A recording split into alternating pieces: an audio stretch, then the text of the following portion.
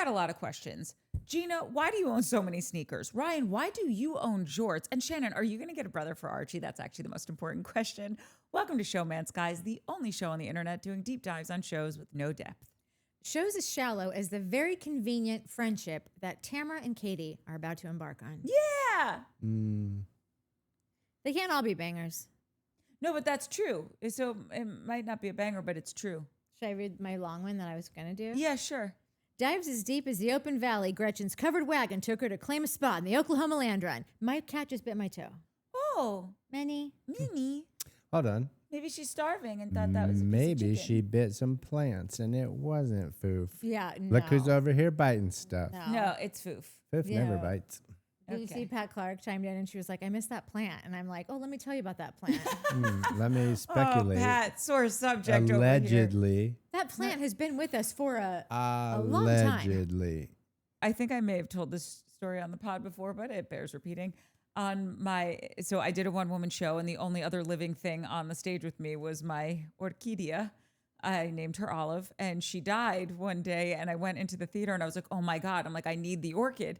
She's dead. And so I put out a Instagram post, and I was like, oh, my God, the only other living thing on stage with me just died. In lieu of donations, please send flowers. Seriously, I need an orchid for tonight's show.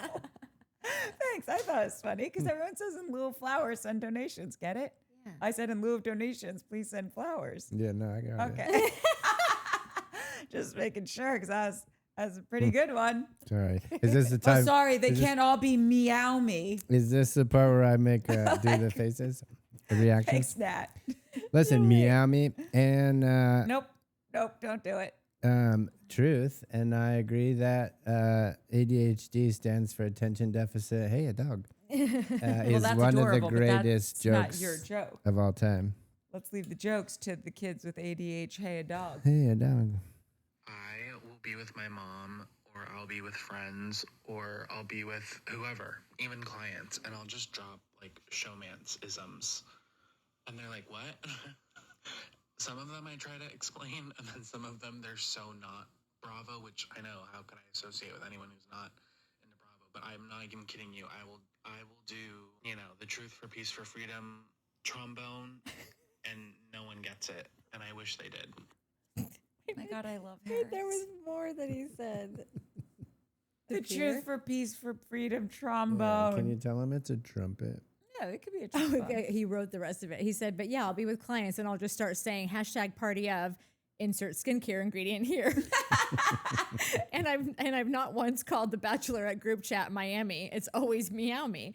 And then I also cannot stop saying wow, Bethany, wow, which is Roni, but Courtney said it all the time. And I've also been saying own it and you're free.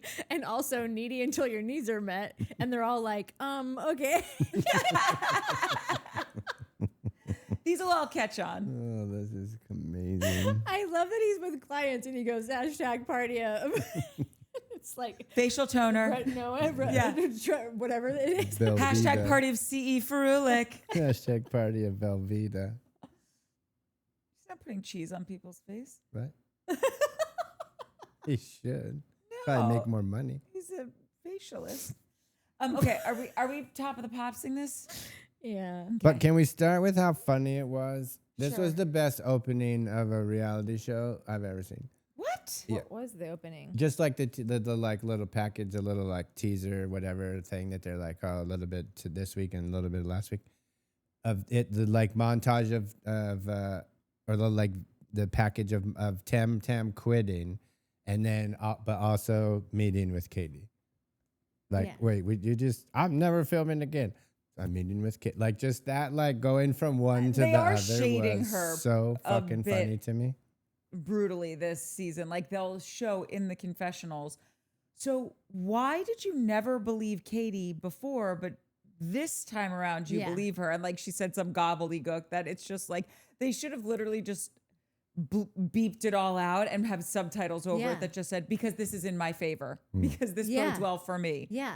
No, they asked her something like, well, do they have reason not to trust you? And she goes, it just makes me sad. Yeah, exactly. It's like, That was not the Right, question. you're really phoning it in, Yeah. lady. Like, give us more than that. Yeah. All right, so then we start the episode. See, I was annoyed by how they started the episode because they're doing that weird teaser thing again, but we haven't earned it. Like, just let Tamra and Gina and Heather have lunch or breakfast. I feel like when Gina deals with Tamra, she deals with her in a way that like anyone should. Like you come in and saying like, you come in open. You don't come in accusatory. You come and be like, I totally understood where you were coming from, and just kind of create like an open space, and as opposed to just coming in and being like, this is what you did. I didn't fucking like it, and here's what you need to do about it, and whatever. That is something everyone should practice with every. That's just a good way to confront things and make it nice and a nice Sunday morning. You can't do that with Tamra because she takes every little thing that you say, like all how her game, her gift is like taking words. Like she'll find 3 words out of that like 2 long ass paragraphs, scrolling paragraphs that you said, and be like, so you agree with me, you know? And then like nothing else is heard. And I felt like that's what she kind of did here because by the end of it, she's like, well, thanks for saying sorry. And it's like, we didn't come here to say sorry to you. Yeah. And also, real quick, just so I'm clear on my on the pattern, not the pattern, the scene layout of the show. We had Tamra and Katie meet, right, for 2 seconds. Who gives a shit? We're gonna get into that later because nothing was really said. And then basically at the same time, it's Gretchen meeting with Emily, and then Heather, Tamra, and Gina meeting at the restaurant. So. I'm sorry. I just went on because you guys were talking about the restaurant. I thought that's where we were at. Oh, no. You're not. Please, no. It was confusing. And I just want to say when they do that, when they bounce back and forth, let's just pick a scene to talk about, right? Yes. Yeah. It's too hard to bounce back and forth. So let's jump into this. I just wanted everyone to pin it in the back of their brains that at the same time, back at the ranch, we've got back at the ranch. These Gretchen two and ding-dongs Emily making were hats. getting hats for their event where people were wrongfully imprisoned for years and years of their life. This seemed like a really dumb place to go have that conversation. Why does everything have to be a costume with Gretchen? And I'm not trying to like come for her all the time or anyone, quite frankly, all the time. I just feel like all of her outfits, they're beyond weird. They're just weird. Like every time she shows up somewhere, it's like, I'm Swedish. Isn't that weird? I have my bow in my hair. I'm a rhinestone cowgirl. I'm like an extras reject from the Barbie movie. Yeah. Like, what is happening, Gretchen? It's so bad. So All bad. of these looks are so bad. And I know we started halfway into the season, so we didn't really get to dissect what was going on, but I have to say something. I can't be silent about this anymore. I'm just visually assaulted. Every time I see her, I'm just like, what is happening? And it's getting worse. Every year we see you, whether it's on TV, on your Instagram feed, it's just getting worse. Yeah. I don't mind it. I think it's super entertaining. But also, is it true that Gretchen never had plastic surgery? Well, I mean, she does a lot of fillers, but she's not had like a facelift or breast augmentation or any of that stuff. Which is like, she looks great, like for having a kid, and like her bod is incredible. Yeah. I think for me, it's her too face much is- of the face. she can't stuff. move anything. When she laughs, it's just a chin. It's a chin going because everything else stays here. So it's just It's just a It lot of doesn't lip. even move that much. yeah, no, that even barely moves. Yeah, and it's just a lot of lip stuff. And she was so cute. I don't know why she did that to herself. Personally, I just think Gretchen's mouth was so much cuter. Yeah, all of it. as it was before. Yeah. All right, so they're obviously talking about the event that Emily's going to be throwing, which is a fabulous event. I love that she puts a spotlight on this. We can talk about it more when she's in the scene with the people who have actually been affected by being imprisoned, falsely imprisoned. The scene doesn't really get interesting until they start talking about how she feels like Emily was the one who was stirring the pot, like called Slade slandery, right? Yeah, I kept thinking I was like missing something. I rewound that scene like probably 4 times. And like, I do that often where I just kind of zone out. If it's boring, if it's like a boring scene, I'll just zone out. And I kept thinking I was missing it. And then because she came out and it seemed like she got pissy out of nowhere. Like they just started fighting out of nowhere. Like they were on the same page about everything. Well, it's because Gretchen gets like her hot button, I really think, is when someone tells her that you're just like Tamra. Like the way that you guys fight is But very did she similar. say that before and that's what started the fight? Yeah, because Gretchen got her phone and was like, let me just tell you why I'm mad at her, because she does talk about Slade, or like she does do something. It was something that she was bringing up. And so she was getting her phone to show a text message, a tweet, a fucking Instagram post, something stupid. And Emily's like, no, because this is then what Tamra does also. And you guys are fighting fire with fire. It's like you're doing the exact same thing to one another. And she's like, I am not the same as her. I don't fight like her. No? I don't think that happened first. Do you remember this? I don't. First what? First what? Yeah. It seemed like they were talking. that They happened. both seemed to be just like, she's telling the story and like, she's meeting with Katie. Oh, I can't believe that. How did you know that? She told you that? And then you said what? Oh my God. And then it's like Emily's just talking and then Tamra goes, well, you're the problem. I'm sorry, not Tamra. Emily. Gretchen says to Emily, Oh. well, you're the problem. And she goes, I'm the problem. And she goes, yeah, you bring all this shit up. And Emily's like, I brought it up. Like it's like it came out of nowhere. They were very much like relating and on the same page, talking shit about Tamra. Like those are the good times between these women, is when they both are kind of like out on someone, like take it where you can get it. Yeah. They're rarely having good conversations. So I don't even care if my mom used to say, I would always hear you and your dad on the phone laughing about me, and I would get so mad, but I could hear you guys were having a really nice time. Oh, that's so sweet. Because all you guys did was make fun of me, and then you guys just be laughing, and I'd be like, oh, that's so sweet that they're laughing. I guess it's fine, whatever. So that's how Take the win. That's what I mean. That's when I see these women like just like getting along, like that's nice. And so it was just weird that it felt weird. Like, how is she coming out of nowhere and just like starting this argument? And then I realized, like, I remember that like Gretchen is so hell bent on like not even quadrupling down on this story, but like 10 toes down, fucking standing on it. Like, I'm not the reason that this whole thing about the affair came up. That was Slade. That wasn't me. And you guys are really having a good time talking about it all. But when she did that, she grabbed her phone to show her something. So that's what I'm saying. That was after the blow up. That was after Emily was like defending herself. And then Tamra tried to bring up the things and was like, well, are you going to show me some fucking podcast or some headline? And she's like, no. And then basically she was doing that. But all I'm saying is that Gretchen pounced what felt like out of nowhere. I see what you're saying. I took Emily's blow up as when she stormed out without her hat. You left your hat. Wait, who stormed out of where? Emily stormed out of the store. She left. I told her to get back on her covered wagon. No, she didn't, because they did a scene where they were like, oh, right after that we were fine, and Tamra was like butt fucking her in the fucking deal. That's another weird thing that they did. That was much later. They brought it back around as if Emily had come back in and they had decided to make amends. But like, why didn't you just let that play out there then? Like, why did you have to come back? That's why I'm saying, like, the editing has been annoying. Yeah, and it's on totally all annoying. of the Housewives shows. I know, like, you're 19 seasons in. Have you not figured out, like, how to beginning, middle, and end of this? Like, I understand, like, maybe 10 seasons in you might try something new, but, like, it just seems like every week it's just kind of a new weird thing at the beginning. Yeah, agreed. And then the other thing about Gretchen's outfit is, like, had she not...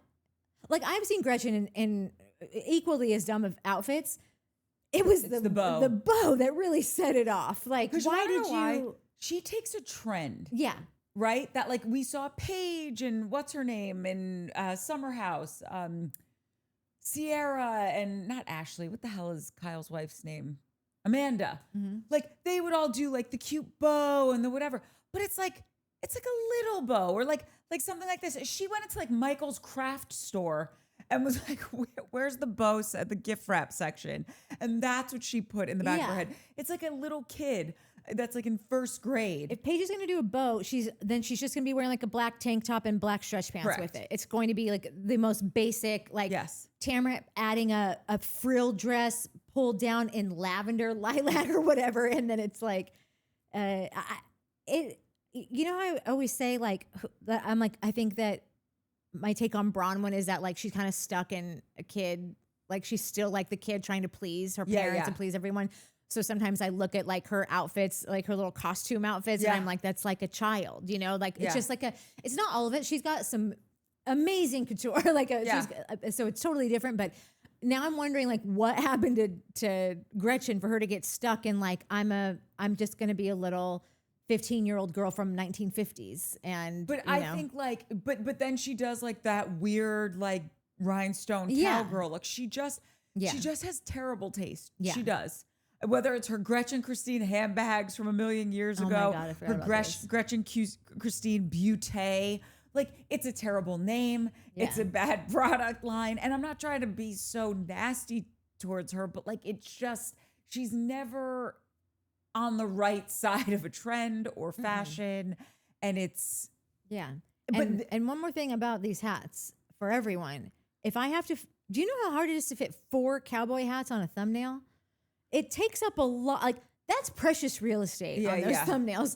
And I'm covering faces with the dip out and the dip back in and the dip up, and like it's going into the logo and the Showmance logos and all. But like it's, I would love it if I feel like there's been a lot of fucking cowboy hats in this. In Orange County, they're obsessed with the cowboy life in the whole season of Orange County this year. Yeah, they're very big into cowboy core. Yeah. Also, I just wanted to point out, you did something twice when you were talking. You said Tamra when you meant Gretchen. And I do it all the time. But I think there's I think this is like a subconscious thing. This is why I'm pointing it out. Because they are so friggin' similar. Yeah. Like the way they fight. So when you said it, I'm like, yes, of course, because it could have been Tamra doing this. Not obviously with the bow because they've got different styles, but like they're so similar, these two. They fight so similarly. Like you don't think? I said this last week and maybe you disagreed. I feel like it's coming back to me that you didn't agree. I mean, because Tamra is so bombastic and so like, and Gretchen just doesn't really, but this episode, she did do a couple screeches that I was like, but I have never seen that before with Gretchen. What I see their similarities as is they literally are both living in 2008. like their problems are like, I named whatever it was, feuds from the crypt. Like they just are both like, and then on Sunday of 1974, whatever, like it just, that's how I see them. Their similarities. They cannot let go, and both of them are just talking past each other all the time. That's right. Yeah. That's what I mean. They have different. It's like, yes, they don't dress the same, but they both want to be forever young. Yeah. They don't have the same husbands, but they have very similar relationships with their husbands. They don't fight the same. Like one attacks, one is like hiding behind the Jesus curtain, as Tamra put it last episode. But they both are a dog with a bone, can't let it go. I have receipts. I saw this text. Your husband's gay. Like, it's the same shit. Like, they're just so similar like that. That's why it's like, girls, become friends and use your powers for good and not evil. Because like, later on when Slade says something about Eddie, I'm like, that seems like what Eddie would say about That's you. right. Yeah. That's what I'm saying. It's so wild to me. Okay, now we get to Las Brisas with the lunch with Gina, Tamra, and Heather shows up like a little bit later. Heather just nailed it. She was like, when they start getting into it and Tamra asks, I don't understand, like, why don't you trust me or why don't you whatever? And Heather says, I've explained all this to you and I'm happy to do it again. And she's like, there you are, being petty or being passive-aggressive, condescending, thank you. And it's like, no, she needs you to understand that you are not hearing the words that come out of her mouth, because just like you're ready to meet with Katie now, because this is going to benefit you, you don't hear things unless you want to hear them, unless it's said the way that you want it to be said, Yeah. I have a feeling that Heather might not be coming back to Orange County. There's Why? just, because if you, like, I know that we talked a little bit when we did Salt Lake, We talked a little bit about the interview that he did with Crooked.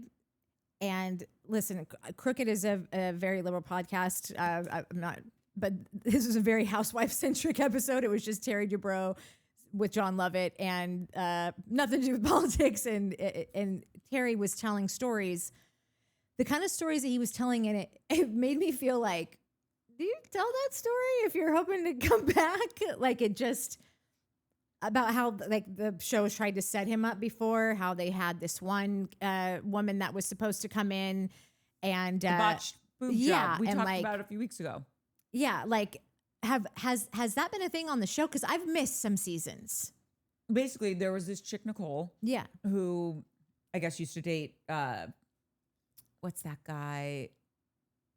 I put your picture away, sat back and cried. Kid Rock. Yeah. I guess like that was like her claim to fame on the show. And she had told one of the girls that she got her breasts done by Terry and something happened and she filed a lawsuit against him. Yeah, But it was dismissed because apparently it was kind of a bogus lawsuit. She was having trouble or something like that with her implants. And she even said, like, I dropped it. I should have never sued you.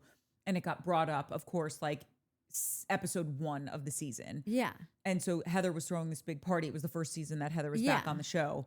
And it got brought up at the house and Heather lost it. And she was like, turn the cameras off. We're done filming. And Terry's like, no, let's talk about it because doctors get sued. That's why we all have insurance. Like, it's gonna happen. And by the way, I didn't even have to pay anything for this to settle. You dropped the case. So it is a nothing burger. yeah. But the way that he talks about it, he says, we brought this girl on. I just didn't recognize her. She, of course, didn't come forward with like, hey, I'm actually the girl that sued you 20 years ago. So they bring her on. But then apparently like every other person on the cast knows and the producers know. He says that the producers act like they didn't know. And he's like, oh, the whole cast knows, but like no producers know, please.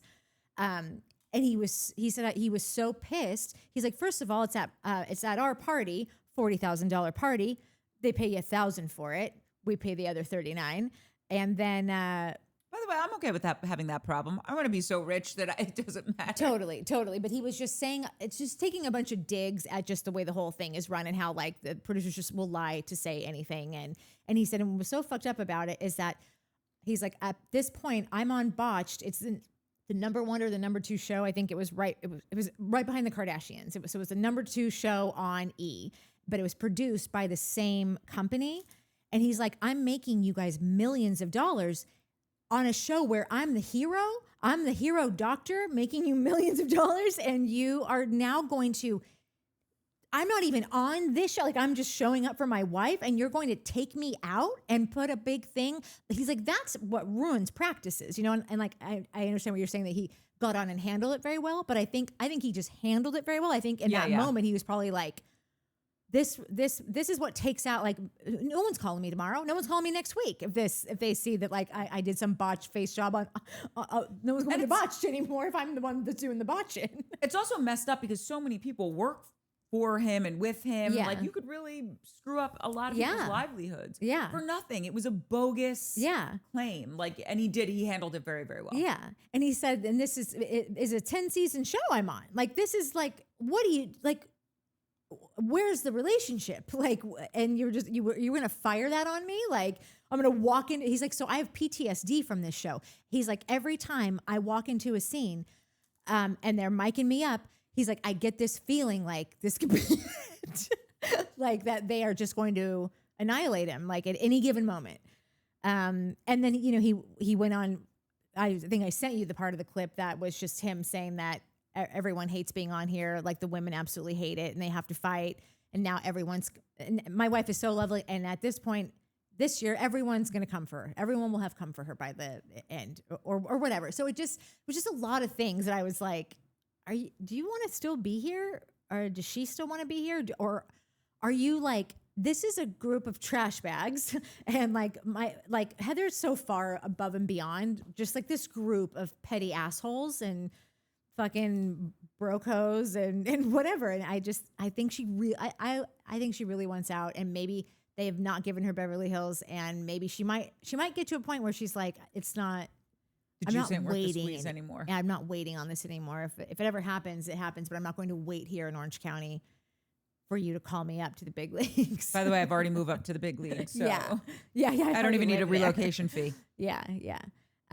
So, and that's the feeling that I'm getting from her, just the way that she's like, okay, Tamra quit again, and like when they are doing those flashbacks of Tamra quitting again, I love that she's looking to the camera guy. She's not even talking, like she'll tell them, oh, I'm quitting. And then she goes, I'm not filming anymore. But her eye contact is like into camera.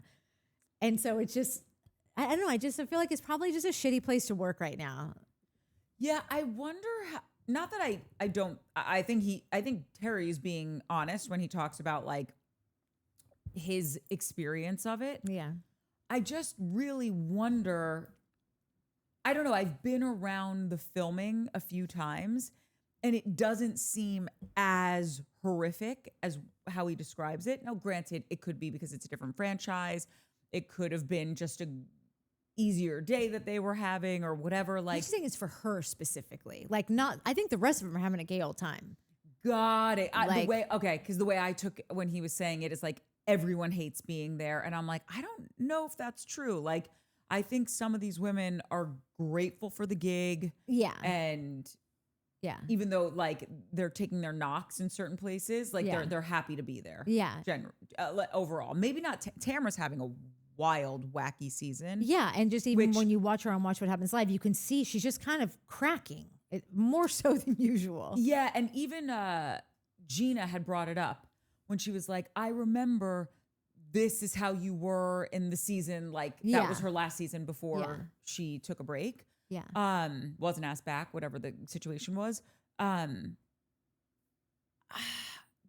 like that Gina was trying to figure it out with her and trying to be a good friend, but I just think it's all for naught because Tamra's never learned in however many years she's been on the show. She's never going to. It's only going to get worse. That's right. And you can just see as soon as Heather sits, like she's not really absorbing what Gina's saying. And Gina is actually speaking truth to power in this situation. And then Heather sits down. She doesn't hear what Heather has to say. And it's just like, all right, then why are we even here? Why are we doing any of this? Yeah. For a free lunch? Yeah. I thought that they were going there to kind of rehash and talk out and resolve, just like the really weird cake party. And then so weird. Yeah. And then by the end of it, for Tamra's last words to be like, I think it was, I appreciate you apologizing. Oh, okay. And like, they all just seem like, okay. Like nobody agreed that they went there to apologize to Tamra for wronging Tamra. Yeah. It was Tamra just like, wasn't wrong. Yeah. And having seen like the way that Heather was on the trip in New Orleans, the way that she was when she met back up with her to be like, hey, I tried to call you. You left me hanging. I didn't know if you were okay. There's that. There's the cake thing. There was something else. I can't remember when they went to lunch. The lunch thing was, said, I call, yeah. Okay. Yeah. And then the cake party and now this, and it's just like, I'm just watching Heather be a beautiful messenger. Everything that she says is exactly how you would want it relayed. We love a good messenger. Love. And is really treating her with like, was it kid gloves or kit gloves? Kit gloves. I never know. What's a kit glove? It's like lamb skin or something like that. And it's like it's so genteel and soft and fine that you have to be so careful with it. Yeah. I'm pretty sure that's it. So just seeing her, her facial, because she's an actor, so she's just good with expression and displaying like exactly what she's trying to have come across. And it's I have just now seen this pattern of Heather leaving conversations being like, okay, great. Because she's just as defeated, I feel like, as the audience is. And Heather is a great communicator. Whether you like her or you can't stand her or she means nothing to you, she is very good at sitting down, being clear, and you cannot deny the fact that she's an incredibly intelligent person. So trust when she says, no, I called you, you didn't call back. She's remembering things clearly. She's not a hyperbolic person. Yeah. She doesn't have like this historical revisionist side to her. She tells it like it is, how it went down, whether you like her or not. And so it's just, that's when Tamra gets into the place where she's like, but I'm going through the worst thing of my life. Because as soon as she realizes she's in the weeds in an argument, she either leaves, has crocodile tears, or says that my life is harder than everyone else's currently. Yeah. And it's like, it's not. Speaking of her being in the weeds, did she actually jump in the bushes one time? Yes. What was that about? She was upset about something and she's like, I'm not doing this anymore. I can't do this. And she literally went and hid in bushes. That's pretty cool. This scene was when I like check out on these shows. When like it's not like no one's even trying, the producers aren't even trying, the cast isn't even trying. I started a note and then I like paused the show to make this note. And then when I started the show again, it was Gretchen being like, oh, so it's you. You're the one starting all the shit. And the note was that I love the analogy or simile that or whatever that Shannon Fall and I had that like, this show is just about the two popular kids trying to take the top spot, right? And those, like those two people probably switch out all the time. But like this year, it's Gretchen and Tam Tam, and it was Gretchen with her crony and Tamra with her cronies, and they were cronying it up and starting shit and talking shit. And I paused to make that, just make that note and that, you know, whatever. Yeah, they were both really trying to land a point that like didn't. Because they're the same person. Like they're both sitting there trying to convince. Yeah. But even like Emily and Gina didn't make any sense. Like none of it made any sense. Like it was cronies, but it was shit stir. So and it was, you're stirring the pot about a thing that Gretchen brought up when she was kind of hammied in a car eating fucking weed gummies, right? Yeah. Like you brought that up. The reason that everyone talks about Slade, which we'll get to later, is because he has the video. He's the one with the video or the audio or the fucking whatever, right? So or just the idea, like if anyone has it, it's him. But that's what I'm saying. Like that dude probably has a ton of shit like that, which is why he's still on the fucking show. Yeah. He's not a housewife. Hey, bro, you're not a housewife. Well, he's once removed. He fancies himself a real key He player can on the show. fancy whatever the fuck he wants. He's not a housewife. No, I know. So the only reason this dude is here is because he has 17 other recordings, audios, emails, text messages, TikToks, fucking Twitter, screen grabs of deleted shit. That's it. That's the only reason. Yeah. It's why he's so involved in all the fucking storylines. It's why he's got all the fucking stupid gossip. It's why it's... Do you think that's why she runs at the end when they approach? I know this is the last scene, but like it, exactly what you're saying. Like I could not figure out at the end. Like Tamra just left. Like nobody even said anything.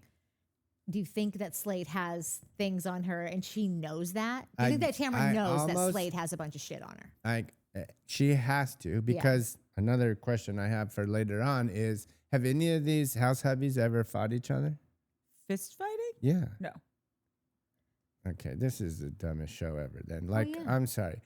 But like the fucking red laces, who's going to stand there? It's because he's a fucking pussy. He's a little bitch. He's a little bit. Get the fuck in there, bro, and tell him that.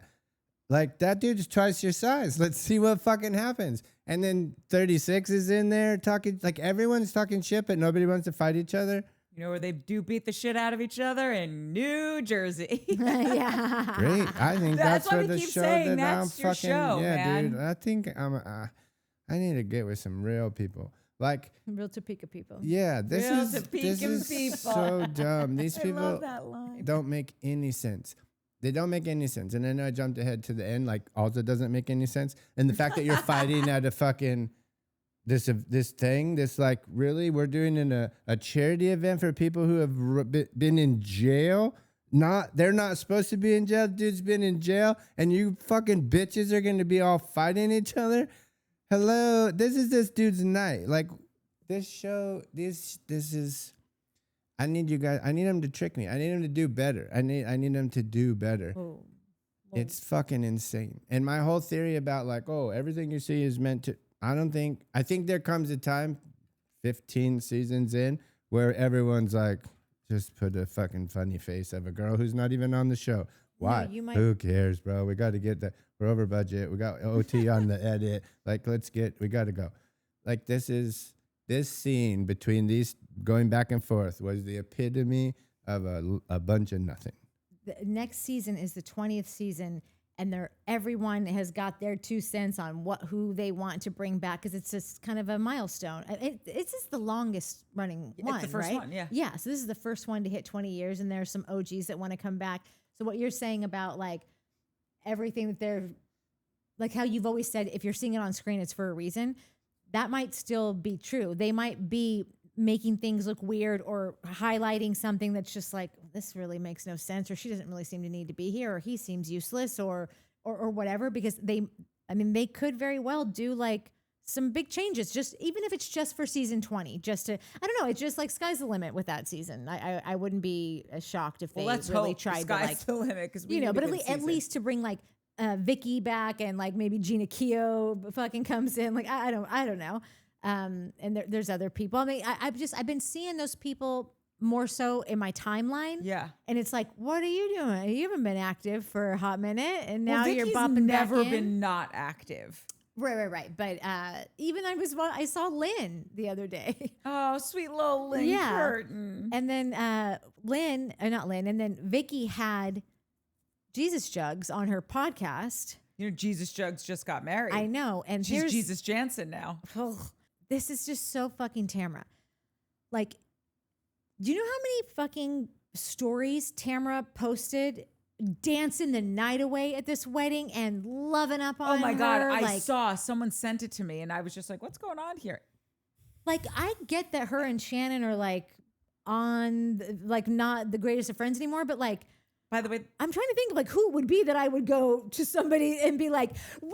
Like, I might be friends with someone that like I could see, like, we're all in the same circle. We have all worked at the same job. I could be friends with someone who's a new partner of like an ex that you had from however long back. And I might attend a wedding and be like, here's your gift. Thanks so much. And whatever. Someone tagged you in a photo. Yeah, exactly. But like, she was there to cut the fucking rug up, and then document all of it. She was there to dance on Shannon's grave, period. Yeah. And it was just like, man, this lady's and you wonder why Shannon doesn't want to be your friend. Yeah. I couldn't imagine why. Yeah.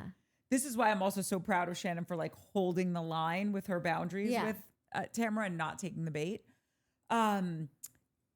Speaking of Shannon, our next scene is when Shannon goes to Jen's house for the animal psychic scene. It could have been the whole episode. That would have been the greatest thing ever. Same. I don't understand. Couldn't agree more. Like, and this is again, so I'm not sure why we go from cross-cutting or whatever, like 2 scenes of nothing, literal screaming at each other. Also, I don't understand how these businesses are like, oh, Housewives, yeah, sure, you guys should come here. I would be like, fuck no. I know. There's no fucking way you crazy hens are going to come in here screaming it. I got to close for a whole day because God forbid a customer walks in and you two are fucking beating the shit out of each other. Like, I don't understand why you would let these people into your business at all. My parents didn't. They wanted to film because Real Housewives of New Jersey started where I grew up, and they wanted to film in their store, and they were like, no, thank you. I was just going to say, you think these bitches are bad. The Jersey ladies are like breaking glasses and fucking holding it to their faces. I'd rather see that. Oh, you Do will. something, Just man. you wait. Yeah. If you're going to do it. Otherwise, shut the fuck up. But I don't know how you go back and forth from these 2 scenes that are like just fighting over the dumbest stories of all time that are fake, like full-blown Craig Conover bullshit. And then go into fucking Poochies, dogs, psychic, fucking, and then from there to back-to-back philanthropic things that were in, like, yes, please. That was a nice 7 to 12 minutes of fucking television. Totally. Why does the other 32 minutes suck asshole? Like, I don't understand. It's the Valley. We went back, like, it takes me back to the Valley. Like, I don't understand why you're just putting on trash, like full-blown trash, and then sliding in some really fun, enjoyable things. Yeah. Mm-hmm. And then thinking like, oh, let's do less enjoyable stuff and more shit stuff. Yeah. I also said a thing on the Valley. We did the Valley for those of you who are new here. And I would have this take that like, oh, the Valley, like someone walked into Bravo and was like, I got an idea. 2 nice people and 10 villains. Like, let's totally flip the script. And somebody was like, fucking love it. Let's try it. And I made a whole spiel about like, oh, what a great new idea. Man, I was wrong. That's not new. These motherfucking bitches have been doing that shit for 19 years. This is the epitome of all villains. Yeah.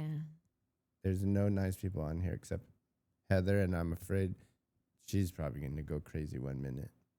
No, I feel like she's been a pretty steady Betty. No, I at think least on she the has. show.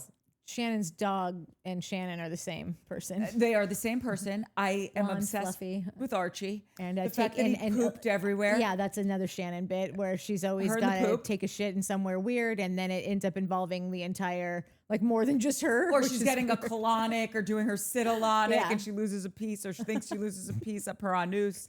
It's Wait, who so else? good. Who else took a poop in the famous house and has that claim to fame on Bravo? Sheena or something? No, remember it was, was it? what's her face, the villain of the Valley, one of the 8 villains, Janet. She's had a list of every famous person's house she's gone to the bathroom in, which is, let's so not go back there. gross. Those are really dark times. Yeah. There's 2 things I have to say about the scene. One, I was pissing myself when Shannon's like, okay, it's my turn. Dude, What is it with the plastic bags? Give me your glasses. not going to be able to see. Thank you. No, it's fine. I don't have the notes. She was just like, okay. The boxes and the plastic bags. Did you have anything? Okay. He's got something with the long talks. Goodbye. Okay, good. Also, I wanted to know, how does he feel about my ex-husband? Is he sad because the girls are gone? He's doing something like every time she Dude. put the glasses on to go back to the phone, I was in stitches laughing. I feel like so many people do that. I feel like Nicole Wallace does that all the time. I haven't watched her in 100 years, Yeah. but like, just leave the glasses on. Like you're doing a new show. but Like, you can't see because she's farsighted. sometimes. what yeah. you were just saying. Yeah, Oh, like I had my see. other glasses on just now. I thought they and, just didn't like wearing glasses, so they were trying to wear them as little as possible. No, you if know? you're farsighted, No, I you're get that looking now. at your Okay. phone, and you know what I mean. So at any rate, No, that makes sense. I was pissing myself with that stuff, and then they go outside to Archie, and Archie's just looking around, so happy to be there. Yeah. I think he's so cute. I can't stand it. But I have to just say this, not necessarily for the dog stuff, but I'm obsessed with when they have like psychics and tarot card readers and all of that on the show, because I go back and rewatch all the seasons. And there have been so many times where I have gone back and I'm like, oh my God, I forgot that they all saw this psychic, and they have called major things. Yeah. Sometimes on these franchises, they bring really good people on and they'll be talking to one of the women and they're like, oh, who's the other woman? And they're like, oh, Ramona was saying, oh, I have a daughter. And she's like, no, it's not a daughter. It's another woman. And meanwhile, her husband was having an affair on her, and they're ended up Yeah. in like 3 seasons from now, they end up getting divorced. So it's always wild to go Yeah. back and watch that stuff. You saw the Listen, you episode of picked Beverly Hills. the wrong, yeah. Oh my God, your husband will never fully satisfy you once all Yeah. your kids are grown up. That one was a little sketch, but like unfortunately, you picked a bad example, because that's some shit the producers could have told that lady, and I'm not saying they did. But my thing with the dog lady, like, because I'm convinced that like animals talk to each other telepathically, and they talk to us. I think that they 100%. can. Yeah, Dick, if you pay attention, you'll figure out what the hell she's telling you. And listen, most of the time it's I want some treats, but sometimes it's not. Like with Foof, it's not always food, which is weird because he's so fat. But like I don't know, whatever. I think that they're talking. So I was like, oh, I'm down to see what this lady has to say. And she didn't say anything that you couldn't have gleaned from watching the show for a Correct. couple seasons. So I was a little bummed by that. I wanted to hear something. Like I did enjoy that, like Shannon had her list of things. Love. But the long goodbyes actually wasn't on the list. She was banging off everything else. Yeah. And the lady's like, there's a thing with the long goodbyes. And Shannon was like, how do you know we do long goodbye? Like, so that kind of took her by surprise, Yeah. which I Yes. thought was fun. But then I was like, no, dude. Yeah, because you watched last fucking week's episode. So, like, I wish that lady had just done more, Oh yeah, same. just more things where you were like, whoa, that's fucking Yeah. crazy. How did you know that? No, that's why I preface it with this isn't a good example, Yeah, but yeah. I'm telling you, if you go back and watch seasons prior, they have, Yeah. and this woman, the woman that gave Ramona Singer the reading when Okay, Minnie. I know it was a She's wild like, you moment. guys open the floor. You said you wanted to know what I was. Yeah. Yeah, exactly. She's got something to add to this. They were in Morocco, and this was like an Arab woman who didn't speak English. Like, there's no way the producers got to her, and in French, were telling her, like, we heard Mario was having an affair. Say this. This woman, like, one of, I think it was Luann's friends, was like throwing a party at this place that he had been living at, and oh no, it doesn't matter. Anyway, I'm just saying, like, this was legit. This woman was a very good psychic and called a bunch of different stuff, and I always find it interesting. I thought it was funny that the lady, how she said Archie wants a brother, not a baby though, of older dog. No, and what did she say? Established. Established? Yeah. Someone And established. and I thought, and like, I always, I'm on my conspiracy train all the time. And I, this would be the best propaganda for anyone to ever hear and get put upon them. But I was thinking that would be so smart. I bet she tells every person she goes to, your dog wants a brother. You should adopt a brother. Yeah. Not a baby though, because everybody wants a baby. An older dog. Like, so people Here are like, for it. Totally my here dog. for it. No, the best propaganda that could ever be put out there. She's Like, getting kickbacks from the ASPCA or Yeah. whatever. or she just doesn't. She just really is trying to do her part. Right. And like, that's what she's saying. Your dog told me he wants a buddy. I love He's when- so sad and lonely. Because then if you really love your dog, you would never be able to not look at your dog every day and be like, even if the dog's just sitting there just staring off into space, you'd be like, he's so sad. He I gotta wants get him a brother. He's just tired. Yeah. He's trying to fall asleep. Yeah. He's still watching a bug on the wall. Yeah.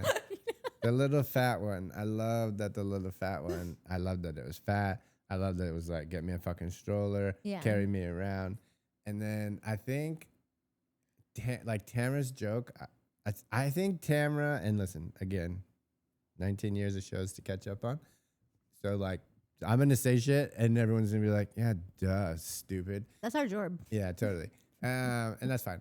But I think Tamra's one of those people that's funny, but her jokes, if you get them, and not like get them like you're smart, but like if you get that kind of humor, you're someone who's like, oh, she's pretty fucking funny. If you don't get that kind of humor, which I think is most people, you're like, dude, that's not funny. You can't say that to Yeah, way people. harsh, Or they're Ty. yeah, totally. But like, I don't think that shit's funny.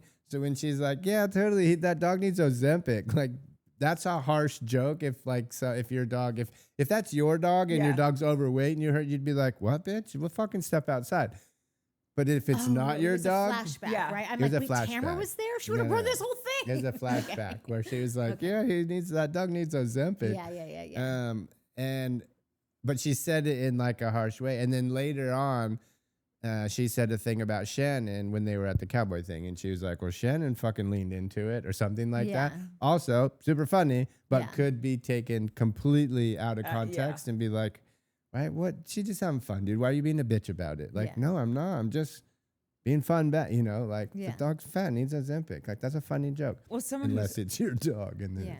it's, someone who's always funny and not really at the expense of other people is good old Shannon. And I was dying when she goes, that's a lot of poop. That's Yeah. a lot 2 of dogs poop. is a Like lot of poop. she just the way she delivers these lines Yeah. has me lolling. Yeah. I also, how sweet was it in the beginning of the scene when the other golden retriever, yeah, Jen, that shakes.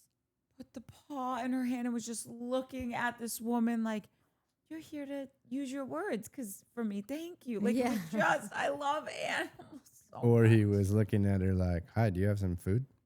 No, it was all love. Now we are at the scene where Tamra and Katie are meeting. From the original beginning of the episode, that was Mike's favorite beginning of any reality TV show. Listen, I feel for Katie because you can see she's just really been so sad and upset about this. Yeah. This scene, I Yeah, just you want would be a real fucking, upset when you get caught lying. But that's the thing. Like, I just want someone to step in and be like, this is what happened. They cracked the code on Showmance, and this is it. Yes, Gretchen said this and told Katie to lie about it. And she did lie about it at first, but then she told Kiki Monique what happened, but she didn't tell any of the girls on the show what happened. Yeah. And this is why everyone's lying, and it's a clusterfuck, and nobody cares. Get us a new storyline. I think that they would say that if that would benefit them, more than what I think that they are doing, which is just basically saying, we don't need to get into all the weeds of it.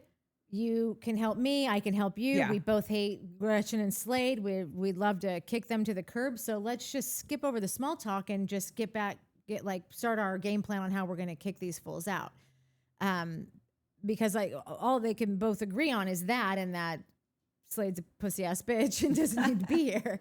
And so I think that if they started actually talking about it, I think that Tamra, even just like as we get to the end, I think that Tamra's really trying to calculate how the end of this season is going to play out. And so I think that she's holding things in. I think she's controlling the situation.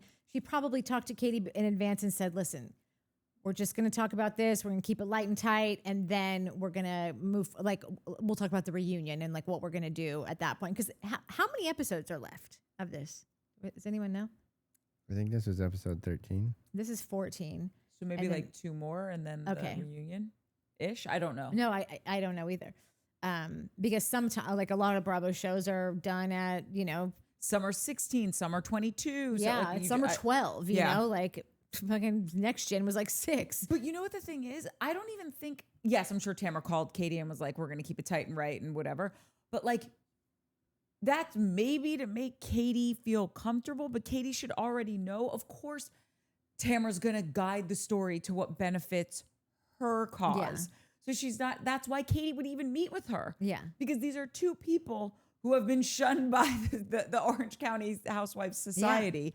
So now they're finding friendship in each other, which is classic housewifery. Yeah. It's just, and this is coming from someone who lives to beat a dead horse. There is no joy left in the beating of this dead horse. Totally. For me personally. No, I agree. And I don't, it's like, you know how they have this trip planned already? Like, I'm sure that they know well in advance, like we're going on this trip. I just think that Tamra is a seasoned, like, is going to space out her blows, And it's like, if we have to go on this trip next week and we're all going to be there, and I don't think Katie's going on that trip. I think it's just like I didn't see her like in any of the clips. Yeah, I didn't for clock next it. week. So I think she just seems like she's strategizing, like how, like kind of saving her meal for like maybe 2 more episodes, or maybe it is for the reunion, because if Katie's not going to be there and she's not cool with any of the other girls, and I know that before Katie didn't want to leave, and the producer said, I think you should just stay home. Remember, Katie was like, I'll meet them at this place. I don't have to drive with them. Just give me the address and I'll go. And they're like, it's not a good idea. I think that they have really sidelined her purposefully and against her, what she would like to have happen. So I don't imagine that they would throw her on this last girls trip. Are they going to France or something? Like Amsterdam. Amsterdam. So that's why it seems like, we're not going to get anything until the reunion on that front. Yeah, and I honestly think Tamra, again, for the 80th time, her meeting with Katie is just trying to stock her coffers. Oh yeah, it's all stuff like, her coffers and get literally no other. She's the one that originally went after Katie, because like she was there talking to Gretchen and saying Katie's telling Kiki Monique yada yada. And at this point, Tamra is seemingly believing Gretchen, like that. It seems like Katie went rogue with something. At first, she's like telling Gretchen, like, your friend told this lady that you told her this. And it seemed like Tamra believed that Gretchen didn't, and that they were just putting Katie in how she's lied about a dozen other things. Yeah. So it seemed like she believed that Katie was the culprit of this. So I'm just saying that Tamra was like the leading the charge of getting Katie out of the group in the beginning, and now Tamra has found herself that read the room. Everyone here is so done with you. So neither of them have anyone left but each other. And so to really talking about it any further is like, they don't like each other. Like but they do now because they're both desperate.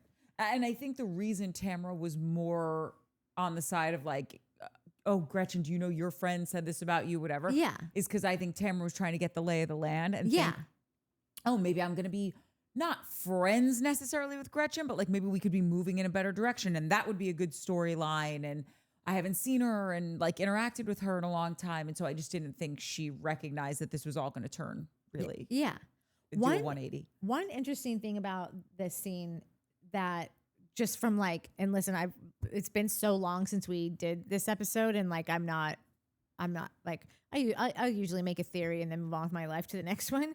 But like I remember saying that like it seems like something happened that like there was probably legal had to get involved because of just like all the things of like naked wasted and getting someone super drunk and getting her in a room with not the kid but her son, and it all seeming very like they were trying to get this girl drunk and have no way to really consent to something, just to humiliate her and whatever.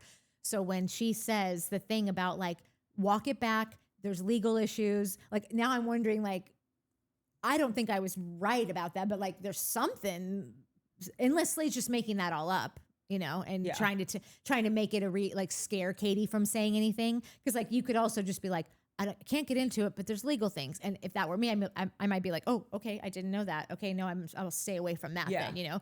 And then Katie doesn't, you know. But like, I'm just wondering if there is any truth to there being some legal issue with that whole thing. How long ago was this? Oh, Madonna 15 mia. years. Yeah. I wonder if there's a statute of limitations on like a date rape charge. Yeah, I think it's 10 years. I think it might be more geared toward like, it might be more in the area of an NDA that like this thing happened.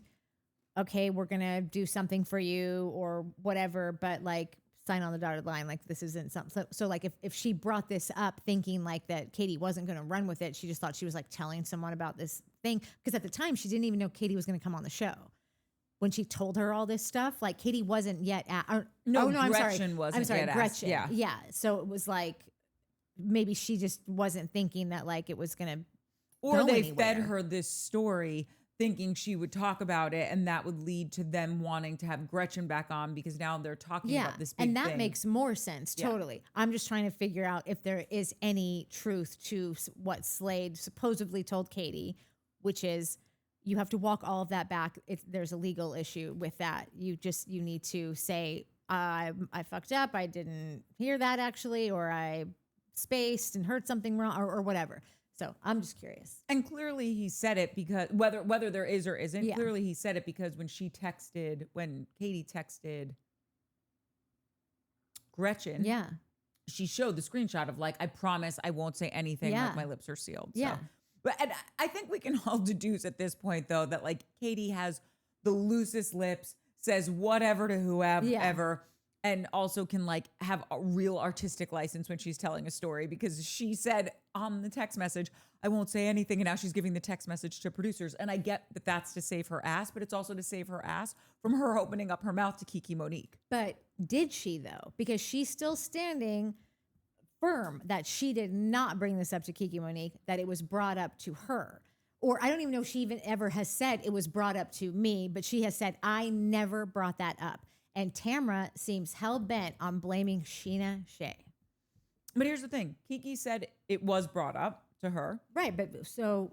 And brought up by who, though? Even if it was Sheena that came in and said it, you have to believe that Kiki and Katie spoke about it. Probably. But So, she already knew about it. So Katie can say, I never told her that. I never brought it up. I am not like this was so. It's splitting hairs though, because I could imagine Katie. Right, but being if you're not the one that gave up the secret though, that is a big component. Like but if someone's like, oh, I heard Tom is having an affair on Sally, and you're like, oh yes, and let me tell you why. Yeah. Like, and just sang like a canary, you're just as guilty because you dished all the dirt. And so I think Katie's probably one of those If that's how it people. happened. If she said, can you confirm this? And Katie confirmed it. I think she Or did. if she was just saying, I already know that this thing happened. I've actually been looking into it for years or whatever. And then Katie was like, oh, okay. Well then, yeah, we talked about it too. Like crazy. Did Kiki Hospital Monique and- release this podcast? Huh? Or what was it? This was a podcast that Katie went on? I think it was just a phone call that they had. No, they met up. Yeah, Yeah, they like met up for lunch and off the wreck. yeah. And Katie like drove, I think, to Orange County to do it. I mean, Kiki, Yeah. I think drove to Orange County to Of do it. course. Yeah. Yeah, I would too. Huh? The next scene made me so happy. I just had this vision of, because Heather was doing partnered with this bakery to give proceeds for this cookie or something or Yeah. cupcake to the Trevor Project, which is an incredible project. Not community. Oh my God, my brain fog is so bad tonight. Security? Organization. Yeah. Jesus. Which is an incredible organization if you haven't heard about it or don't know about it. But I was just thinking, like, my mom is amazing. Clearly, she just called to check in on me. She loves me. She would give her, carve her kidney out of her gut with a butter knife for me if I needed it. She's just not one of those parents that's like a bragger about their child. And I remember after I did my one woman show, one of my friend's moms was there, and she is a bragger about her children, and in a way that's like so endearing. Yeah. And I remember she was like, I am so proud of this one. Do you know she wrote all of it. She produced it. She came and saw the show 800 times, and every person, she would stand right next to me and just say all these things that like I would never say about myself. And it was just so sweet. Yeah. And it was like watching that, but on steroids Yeah. when she's sitting there standing up and like signing off on this cause that affects 3 of her 4 children. Yeah. And I could just only imagine, because there's a lot of kids out there that don't have the support of that are in the LGBTQIA community, and they don't have the support of their parents. And it's like what that would mean to you as a child to see, or even a fucking grown adult to see your parent up there saying all of this and just riding so hard for you. Yeah. Not because it's just the right thing to do, but also because you're their kid and they're proud of you regardless. Like, Yeah. it reminds me of this. There's this organization where you can rent a parent if you're gay and your parent doesn't want to come to your wedding. You can basically, like, a parent will volunteer and show up to just like be your stand-in dad or your stand-in Yeah. mom. And I just think that's so sweet. Yeah. Obviously it's not sweet that their parents not there, but Yeah. I don't know. It just really got me. Do you know what I mean? No, totally. All of that, and I love Heather. Again, I'm really on the Heather train this year more than I've ever been. Same. She just has the makings of like every like rich bitch in Orange County that like does not need to be like involved in social issues and doesn't need to be doing any, like she's just someone that you would think like she's really went out. I don't want to say outside of herself. Clearly it's inside of herself. That's not even the right wording. She's just doing something that I don't think you see a ton of in that area. And she's richer than everyone, and her husband's right there, and then they're kicking in $50,000 of their own dough, Yep. and running the thing and bringing it to the hosting TV show. the thing and bringing it to the show and all the things. Yeah, I just think like this woman just doesn't need to be on this. She needs to be on let her be on the show she wants to be on. Like let her get with her people. I would love to see her on Beverly Hills. I think she'd be amazing. And I agree with you with all of that. I'm fucking hardcore team Heather, but I always Terry have, too. Like Terry too. He's in there with his fucking little leather little jacket on. He's like, woo.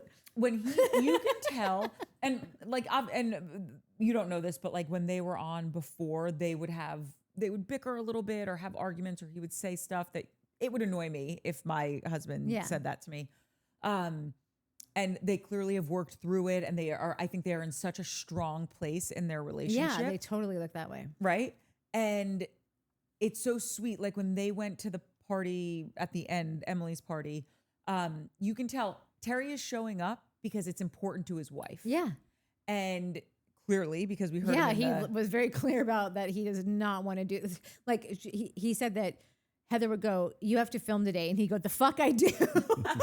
Like, I'm not filming today. And then like, and she's like, Terry, this is about the family. This is about this. You're the family. You got to show up. Yep. And he's like, fine. And like, so when he said hi to all the women, and then Heather goes, you're dismissed. Like, you can go now. And he's like, I can. And she's like, absolutely. Yeah. And you could see they had talked about it. Like, you're going to come here because we're a united front, and I'm not going in there alone. And like, he did that for her. Yeah. And because one of my favorite qualities in like a relationship is when your partner just rides for you so hard. And as I say, vice versa, I'm sure. Yeah. And Terry just rides for her. Yeah. And brings his checkbook. You're coming in this episode and you're going to need 2 checks, one for $50,000 and one for $5,000. He's like, are you fucking kidding me? You saw he had a little like more juice than sauce that. in him, and he was like, give me the mic. Yeah. He wasn't planning on that, but that's nothing for him. Yeah. Dude, that shit was so funny. I'm so bummed that Gina is so funny because like I feel like she's not nice and she's not like a great person. And then I get through the comments and people are like, fuck Gina. And I'm like, wait, what? But she's so fucking funny. She's funny as hell. That whole thing where she was like, funny. not funny as hell. funny-ish. That was a bit much. Yeah. She's not. funny. She's only funny because of her accent. I'll die on that hill. And I actually what? think Because she's from Long Island. It's just a different funny. It's just East Coast has a different funny about them. And I think that we notice it not being from there. And so. Yeah. Maybe. and back east, she would be like kind of funny. Yeah, she'd be but like- in she'd Orange probably County, be- she's the funniest person there. Yeah, no, that's probably why she left there, is because they were just like, okay, lame.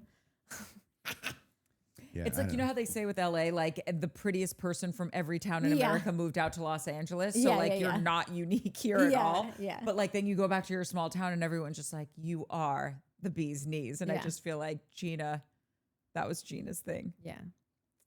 Oh, this was such a good scene. Mike, I feel like you'll have a lot to say about this scene. This is when Emily meets with that chick Jasmine and the people from the Innocence Center, the two guys that were wrongly convicted of insane, like murder. The one guy, Anthony, said, he goes, I was 15 years old, so I just thought, oh, my mom's gonna fix this because I didn't do this. Yeah. I can't even begin to wrap my mind around that. Like, I don't even know how to step into imagining how horrific that experience is. And you spent 20 years in prison for this. And it's so, Emily said it, she goes, thank God people get financially compensated, but there is no amount of money that is going I always to do wonder, like, how long would a 20-year, like, how much would you get if you were wrongly put in prison, in like a gnarly prison for I mean, like you could 20 get years? millions and millions of dollars, but like many? it doesn't. Like, I really am just like, I'm not saying that any amount would be worth it, but like, I hope that it is like, because you just think about, oh, you get in a car accident, people get $6 million. Like, Yeah. 20, I better be getting fucking $500 million. Like, that just I don't think seems it's like, that, but it's a but lot. like, it better be a fucking lot of money. Like, and I bet you it's not, because I bet you at that point, like, those guys can't go get jobs, can't like, or just explaining, or have to have no job experience. Like, they're probably would just look at a couple million and be like, hell yeah, you know? They would, because 20 years ago, a couple million That's was a what I'm saying. fuckload Yeah. of money. They get out and they're like, wait, how much is a Yeah, cheeseburger? This is only going to buy me 6 cartons of eggs. Yeah, and I'm sure the government just fucking cashes in on them just being so grateful to have a chunk of money in the bank, and it has to never be what like you would think it should be for that much time robbed from you or your But life. that's like, to Emily's point, she was just like, there is no amount of money. That's Yeah. like, I missed my children growing up. My mom died when I was in prison, or all the myriad of things that could have happened to you while you were wrongly incarcerated. And I just think it's so crazy because that we call them correctional facilities, right? But like, we're not correcting anything. making it worse. And these poor, That's not true. We're correcting their criminal behavior and making it way better. No, They learn how to do. They just learn how to do crime so mu- inside. That's what I'm saying. They learn criming so much better than they did before. so what I was going to say is, it's so crazy to me that these people are coming out of prison, right? And there isn't some system set up for them from the government that's like, yes, here's your check, but also here's a re-entry into society. What vocational school do you want to go to? Do you want to get a degree in this? We will pay for your college education. Like, something to try and make up for the fact that we fucked you so badly. It's not even like, sorry is not going to cut it. No, I know. Anyway, I just love that she shines a spotlight on this, because I used to volunteer with kids that were incarcerated, or like youth that were incarcerated, and they were in adult prisons because it was like right on the line, or you were like 18 even though you were in high school. And we would go into prisons and teach creative writing skills, and then when they got out, we would meet and do creative writing like nights and stuff like that. And it was amazing, and we would meet every week. And it's not to get into the weeds in this, it's just such a fucked system, and it, like, we need all the help we can get, because you put your heart and soul into it and it pays itself forward in spades, and the recidivism rate goes down, and she's just doing a really good thing by using her part in the show to shine a spotlight on this. Yeah. That's all good and great. I don't, it's have a really hard time taking Emily seriously about anything. I just do. It's a vibe. I can't get over it. I try to look at it differently. I love how she fucking, of course, out of this entire thing, she still finds a way to tell these guys, like, my kid's a real drag. Like, she still is like, lady, what is wrong with you? Like, oh yeah, at first I just start thinking about how, like, my son's got all these issues and it's a real drag for my husband and I. And then I think about you guys. You guys have been in jail this whole time. Like, Talk about a drag. Talk about a drag.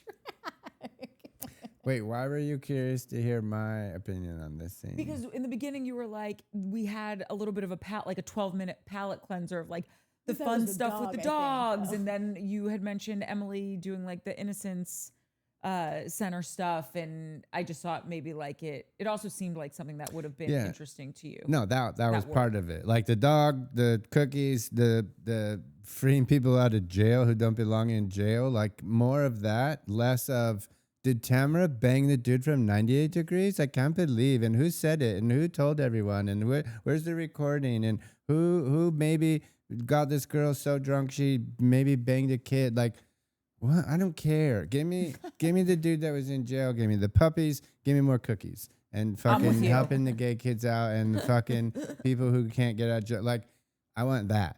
And I'm a weirdo maybe. Like, No, I'm with you 100%. That's my form of it. I was like, again, I've said this before on the show, like, and it happens all the time with the Housewives. You can, watching me watch these shows is probably pretty entertaining because I'm either like full blown smiling, having a good time, like if I'm watching Summer House or something fun, or just this look of sheer confusion, head tilt, eyes is squinted, mouth agape, just like, A, what am I watching? B, why am I watching this? C, what am I doing with my life?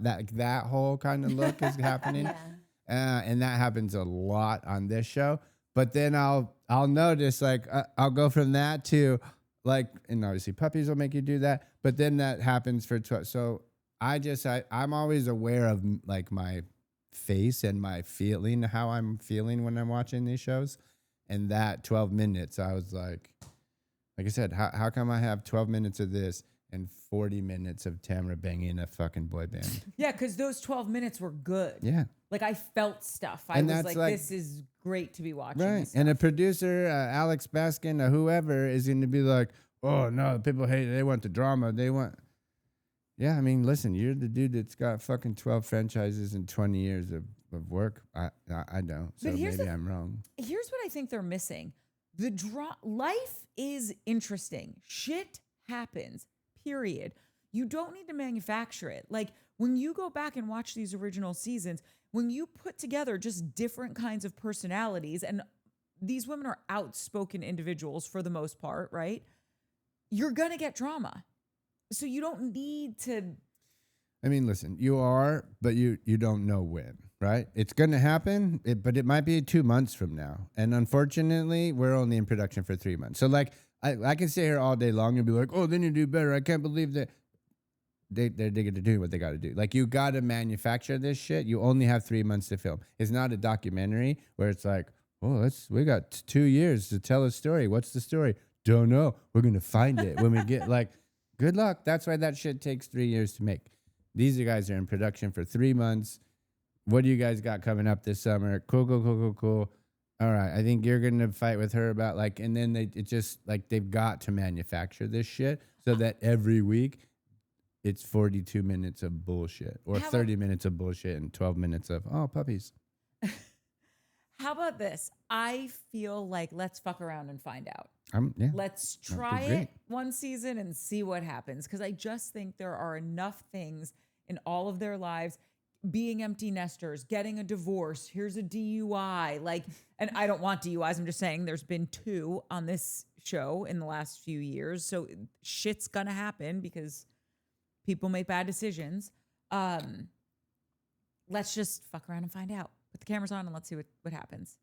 I would also just love it if, like, while they're, producing bullshit, if they could also just, like, lay in a couple more times and not wait and I get that she's done it in the past, but this season, I've heard next to nothing about Emily's work. It's all been, you know, about her kid or going out and getting wasted with the girls and fighting and screaming and whatever. If you could just lay in a couple phone calls that will bring me to this scene, and then I will naturally be more believing that Emily is a person who does the kind of work that is respectable and like is not just like a housewife that seemingly living off of her in-laws' money and just kind of toiling around the house with her weird husband all the time. Like, Yeah, it's gonna be. There's the new Summer House spinoff that you manifested and came to, and then I think actually they stole your idea for the name. Maybe. well, ours was Summer in the City. Isn't there And this is Summer in just the the City? city. It's Oh, just the in the city. city. Or No, in- because the city was already one. Yeah. That's what's Oh, Whitney right, did. the in city. the city. But that was MTV, but still, yeah. Anywho, but it seems like that show is going to focus more on their career, their jobs, Yeah. and their like that kind of stuff. So, that'll be an interesting, like you said, fuck around and find out. Well, it looks like we maybe might get lucky. Yeah. I and think see. so. And I hope that inspires the Housewives chains. Well, it will if it works. If it doesn't work, then Yeah. they'll be like, "Fuck you, told you, we were right. Suck it, losers, hippies." The end of the episode is really just us seeing everyone getting ready for Emily's party or charity event, and then them obviously getting there. And all I have to say about everybody getting ready is, yes, Ryan, why do you own jorts? And I actually really liked Shannon's jacket, but most importantly, I've said this before, I'm going to say it again. The clutter in Gretchen's house gives me anxiety. Like the rack of the costumes in the room where you don't even have room in the room to be in the room. Does it live in there or did she just roll it in there?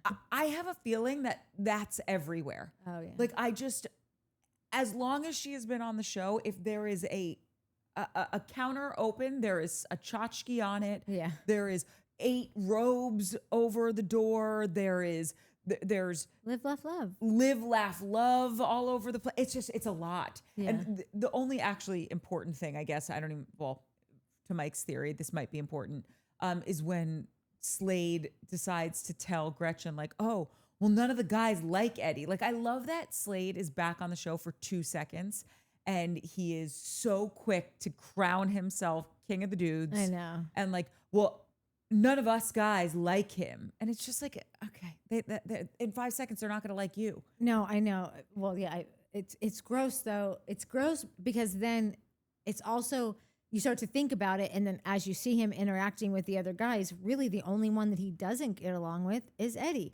And so I'm just like, Tamra did this. Like everybody, Tamra's kind of fucked with everyone. I'm sure that all the women come home and like tell their husbands or their boyfriends like, oh my God, Tamra's on one again today, or Tamra fucking stormed out, or Tamra quit the show again, or we got to move things around because Tamra is not speaking to her right now. And is it like, and so I feel like because Tamra's such an idiot, like now Slade has these friends that like wouldn't naturally be his, but it's just sort of like a common, like a shared interest in like, oh, Tamra, am I right? You know? So that's annoying because I don't know how far off Slade actually is. He might actually be friends with all these guys. And you did that, Tamra. The enemy of my enemy is my friend. But who are all the guys? There's 36. There's the Ryan, red Jen's husband. shoelaces. There's I bet Gina's Jen's- husband's totally whatever with him. Like, Yeah. he seems Ryan whatever. is, I think, maybe you can't say this anymore, like a lackey. You can't say lackey I don't know. anymore? I'm just assuming because there's so many things you can't say, but I just feel like Ryan is Slade's lackey. I feel like Slade came in like, I've been here since the beginning. Yeah. I know about all this. Alex Baskin, I got his cell phone and like we used to be neighbors and we went shopping together and I had a black card before he did, like telling the dumbest Yeah. stories that nobody cares about. Yeah. But I think Ryan laps it up because Ryan loves the spotlight also. Yeah. You're not wearing clothes like that to be a wallflower, Yeah, okay? yeah. And so I think he thinks Slade is so cool and getting in with them is like, oh yeah, they're just like another young, fit, cool OC couple. And like, we're clearly not hanging out with Heather and Terry because they don't even live here. And we hate Tamra and Eddie. And like, I think they thought that Jen was going to come into the fold of all this with her husband, Matt. And it's like, you're the king of nothing, Slade. Well, You've right. crowned yourself the king of Nothing. But those two out of all the guys though are really they've really been both like wronged and or just hate like just so they really have a shared interest Yes. in like let's take this bitch down. Correct. You know, so they are I'm sure talking all the time. Absolutely.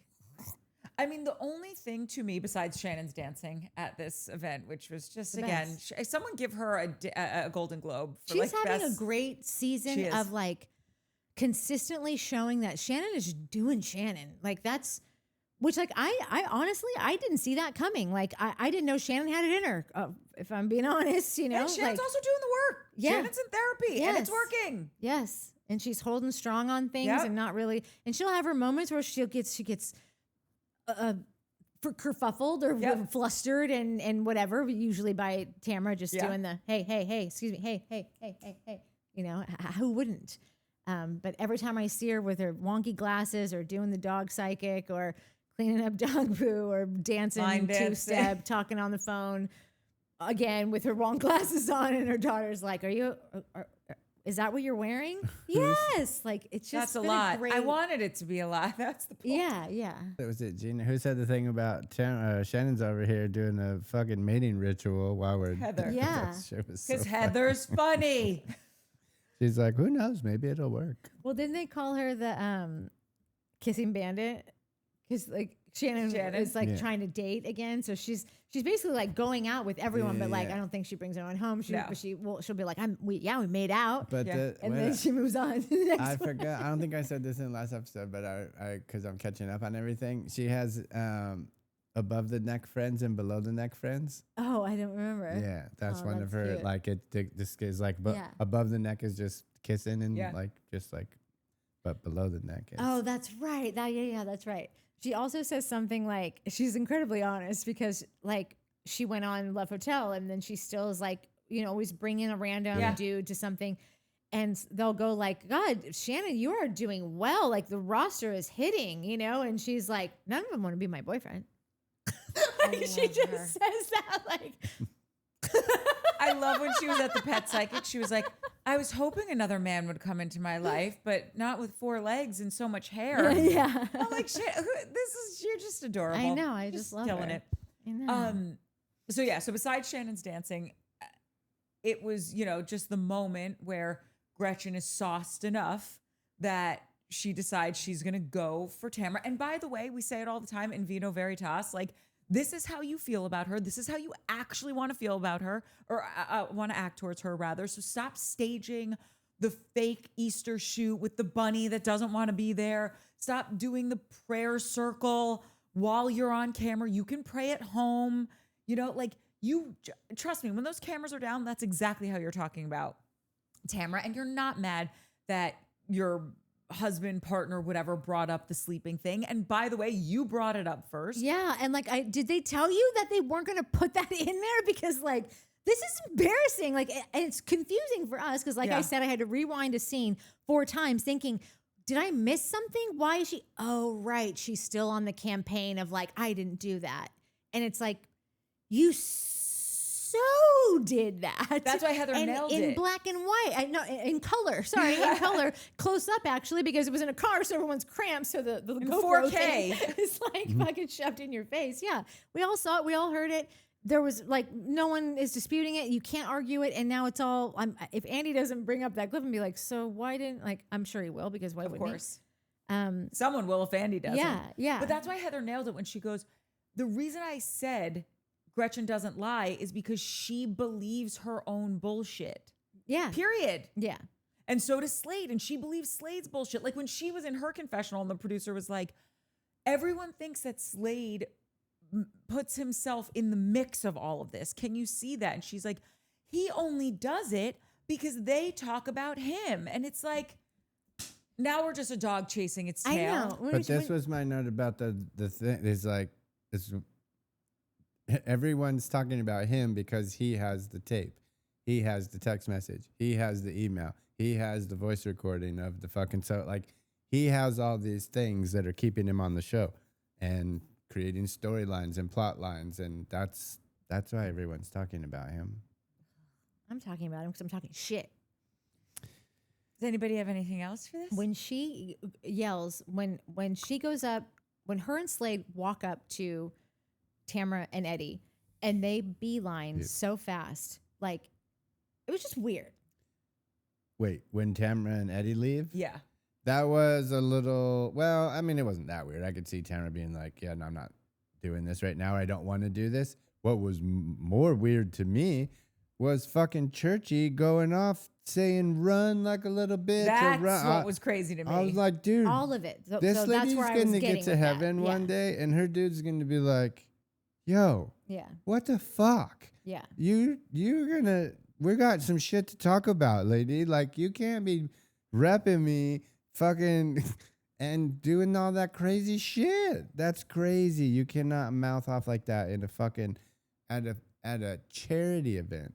And that's why I'm wondering. That dude was probably like, he probably got so mad. He's probably like, all these motherfucking bitches should be in jail, not me. I didn't do anything, and these fucking cunts are out here just running amok. But that's what I mean about the fact that, like, that's really how you talk about her when the cameras are down. Yeah. Like how you went after her and yelled, like, hey, bitch, where you going? You scared? That's trust. That was so After you're psychotic. done with your prayer circle, that's how you're talking about her at home. Yeah. When they go up to her and say, and try to talk, and they both beeline, I know that, like you'll say Tamara's a runner, but she usually gets in a big stink before she runs. Like it's not usually that quick. And so it made me wonder, and then also with the way that Gretchen was like, run, bitch, like just the way that, and she has not done that on camera in that way, so aggressively, all the things. So it made me wonder if Tamra knew that they were going to say something on camera, like if it, like there was some word got out that like they're going to, you know, they've got the thing on their phone, or they've got, or like whatever it is. I don't know, but just the way that she ran quickly, and the gusto, the bravado that Gretchen had in that moment that like we normally don't see, that she normally keeps pinned. So it's like, it's just two things that are like.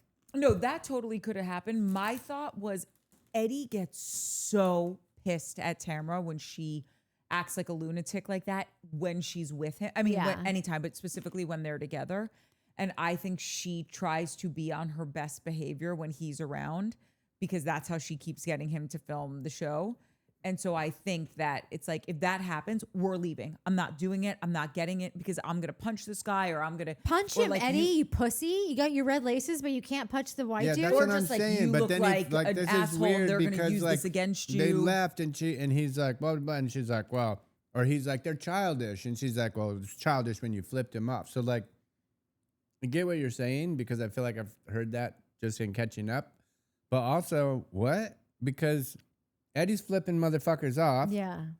Talking about how they're a bitch. Like, I don't know where, and I grew up in Orange County, where I come from. If you called someone a bitch and flipped them off, we're fighting. Like, we're going to fight. Like, I don't, that's probably toxic, whatever, but like, and if you wear red shoelaces, you're definitely fighting. That's what they are. Like, and I don't mean to harp on this shit. Like, shoelace. So like, I don't understand. I do. People don't want to fucking get sued or whatever. But like, no, all these people are bitches, and I don't remember what I was gonna say. But like, I don't understand Tamra being like, oh, I'm gonna leave because Eddie doesn't like it when I'm a psycho, but then Eddie's flipping people off and calling them bitches, and so I think it's because Eddie can restrain himself and Tamra can't. So it's like, he's probably getting pissed, says, you know, F you, flip someone off. Because don't you remember how pissed he got at her when they were at, I don't know if you remember last season when they were at Matt's house, and they were like, how's the FBI working out for you? And he went up to Matt and he's like, stop serving her. Like, don't give Tamra, like my wife, any more alcohol. She's drunk when she gets like this. Like, it's an embarrassment. Yeah. I just think like that dude is telling a story about how your wife banged some dude and you've got the recording of it. So like, I don't know a dude that, especially a dude that wears his fucking Merca shirt with guns on the arm and his laces and his fucking leather I don't wear those strap things, thing and it's and- fucking on. yeah, I don't think you did this is fuck a the big dude. fucking artsy fartsy over here who Yeah. will come and fucking correct for you. Yeah. But so I think that that's just like bad form. It's embarrassing, and I don't know. Eddie's just a pussy to me. Those are her gluten-free I was pretzels. going to ask, can I have one? You can, because there They're are no disgusting. dots. Oh. And Do which I is get a basket of snacks? you have a unopened dots. Nobody can see it. Wow. They're our main sponsor. These are delicious. They're not delicious. No, they are. These are good. Mike, all he does is make fun of gluten-free everything. Oh, you did tummy hurt. I can't believe. And so I buy snacks just for Courtney, who's gluten-free. Yeah, but you don't then you say just rip these are through 'em. Courtney's snacks. And these things are too good, so I'm eating them. I don't care. Sorry, Courtney. These are gross. You can have I those. thought that- Those are gross. You can have them. But Courtney That's Courtney needs karma. her own little basket of gross stuff. And then I need my basket of good stuff. Oh, I will move it over there if that's what it's going to take. But I have a feeling you'll find them when she leaves. There's Cheez-Its there. There's Almond Joy. There's You need one with a C and one with an M. I buy my own snacks around here then. No, it's just she's only here twice a week, and so they will go stale when you open bags. And she's so like, oh, I'll just have a little bit today. And she'll make a bag last and zip tie it and fucking seal it. She probably has a sealer in her bag that she brings with her. I was just thinking I should bring my sealers. Who's over here eating chips and leaving them wide open? Tamra, making shit up. Those are fighting words.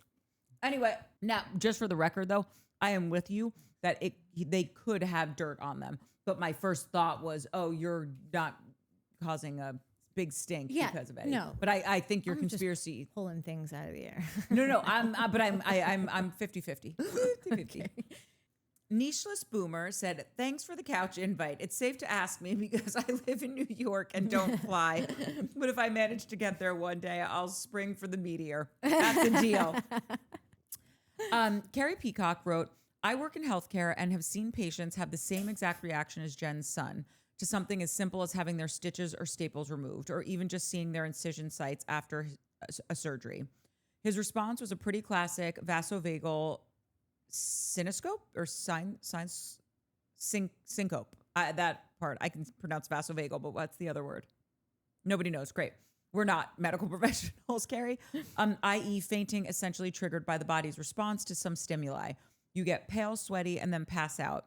These are the types of people that faint at the sight of blood or needles. His response looked more dramatic and like a seizure, but I guarantee the tattoo staff were not concerned because they have seen it many times and that it's short-lived and he would recover quickly with smelling salts and other supportive measures. He also would have been much more confused and out of it longer if it had been a real seizure. Love the conspiracy theory, Natalie, but the episode won't get him out of the Marines. While it is a dramatic way to faint, it's actually not that uncommon of a reaction. However, your ability to create conspiracy theories is a gift, and I'm glad that you share them with all of us. And so am I. It's for the people. It is. Yeah. And thank you so much for the medical breakdown. Mary Aika Kent said, Emily does the most and the least. It which does. was honestly pretty accurate, and I can't believe I never picked up on it. Harris said, I volunteer to be the face of Mike in Court's Asian Adventures. And we have another comment that someone said they're in, so this might be a spinoff. We might need you, Harris. Avatar Last Air Nuka?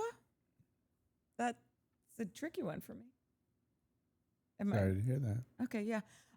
Thank you. Yes, Eddie is giving big, where were you on January 6th energy? Thank you for saying that. I really felt the same way.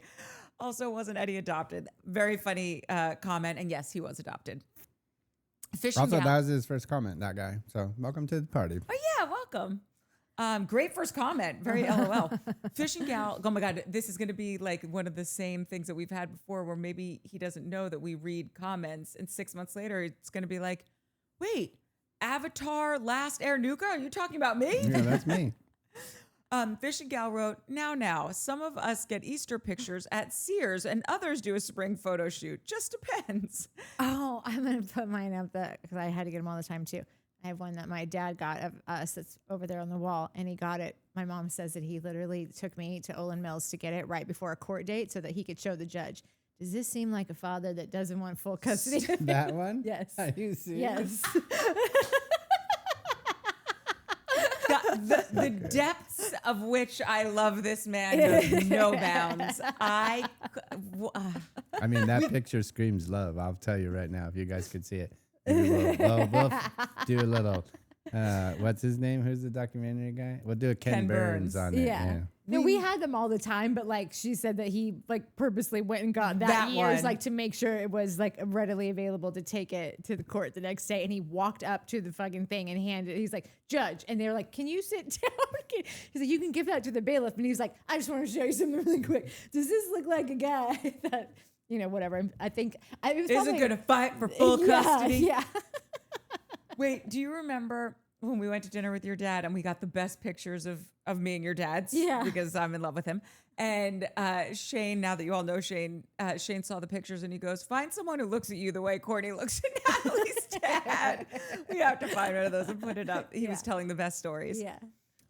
Okay, I have a Jeanette Allen one. Am I allowed to read it? No. Okay. Unless you're going to do an accent. No. Why? You are trained. Just I know, but I'm so rusty with my accents, and I feel like yours is. I'm really bringing my A game. But also, I won't do an accent on this one only because it is a serious one. She just said she was talking about how she got breast cancer, and 2 weeks later, she found out that her sister had terminal cancer, and watched her slowly taken from her in months. And not once did I behave like Tamra. Grief does not give you an excuse to be a two-faced, hateful human. And first of all, we are also sorry for your loss and also so happy that you are healthy now. But that's the best example someone could give. Like, that's such a traumatic thing to go through, and never, not once. And every year Tamara's like, this is the worst. It's the worst thing I've ever gone through. And I'm not even sick. Uses it. Right. That's exactly right. Danielle Warren said, thank you, Natalie, in all caps. I thought the same thing about what Tamara was about to say to Emily, and said it was going to say it was an off-brand joke. I didn't even want to think that I could have been correct. So I kind of paused a second, thought about it, and was like, nah, she really was about to say, you mean. Yeah. Yep. I'm telling you, look at it. She was going to say that. 100%. Shannon Fall said, Tamara is completely wrapped up in her own delusion. She is so unhealed that she sees every attack she makes as justice and every kindness she receives from others as deserved. You're nailing this, Shannon. It's like she started keeping score and she's so off count with her point system that she's just lost the plot. Good for Heather. 10 out of 10. Erudite for Spite said, Heather co-starred with Jenny McCarthy on Jenny, and it was really cute.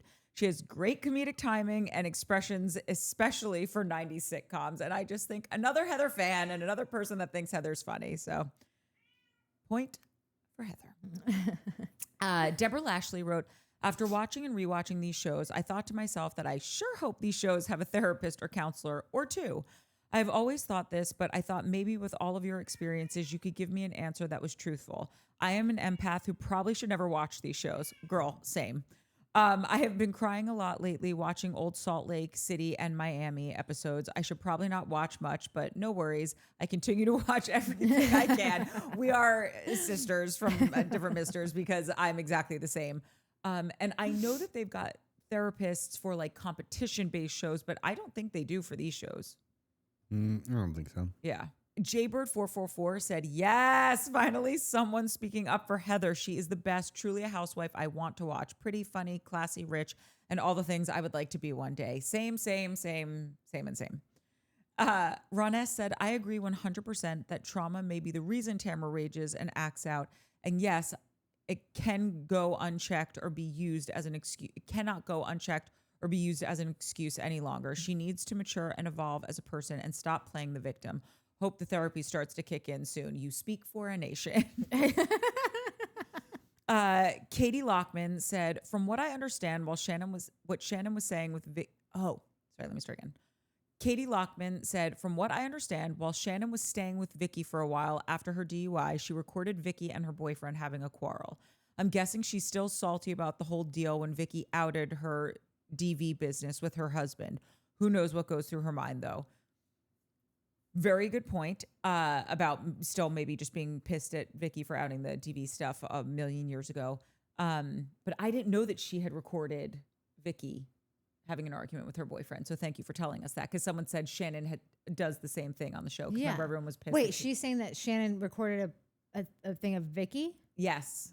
When she was after her DUI, she was staying with Vicky for a little bit, and she apparently recorded Vicky and her boyfriend having a spat At her own house? Yes, allegedly. Oh, Because Shannon. what's her name used to say that Shannon and her husband fought all the time. So it was apparently Shannon being like, "Oh, I fight all the time. You guys are fighting too." Okay, yeah. But also, like, if you just got in a DUI with your dog in the car, and you're and one of your friends is like, "Oh, you can stay with me while you get your shit together," maybe don't record them doing stupid stuff. Like, just go stay in your fucking room and think about what you've done. Like, you're not there to record people's lives. You're there to accept their hospitality and get your fucking shit together. I do wonder, though, if they bring that up on the reunion and just say, like, listen, Katie, it was shitty that you were recording her, but Shannon, you know you've done this in the past also. So can we just say it's a draw and start fresh moving forward and no one record anyone? Well, she's following Katie again, so maybe that could happen. I don't think that'll be too tough for that to happen. Joanne Martine said, I was so angry at them torturing that poor bunny for their stupid photos. Me too.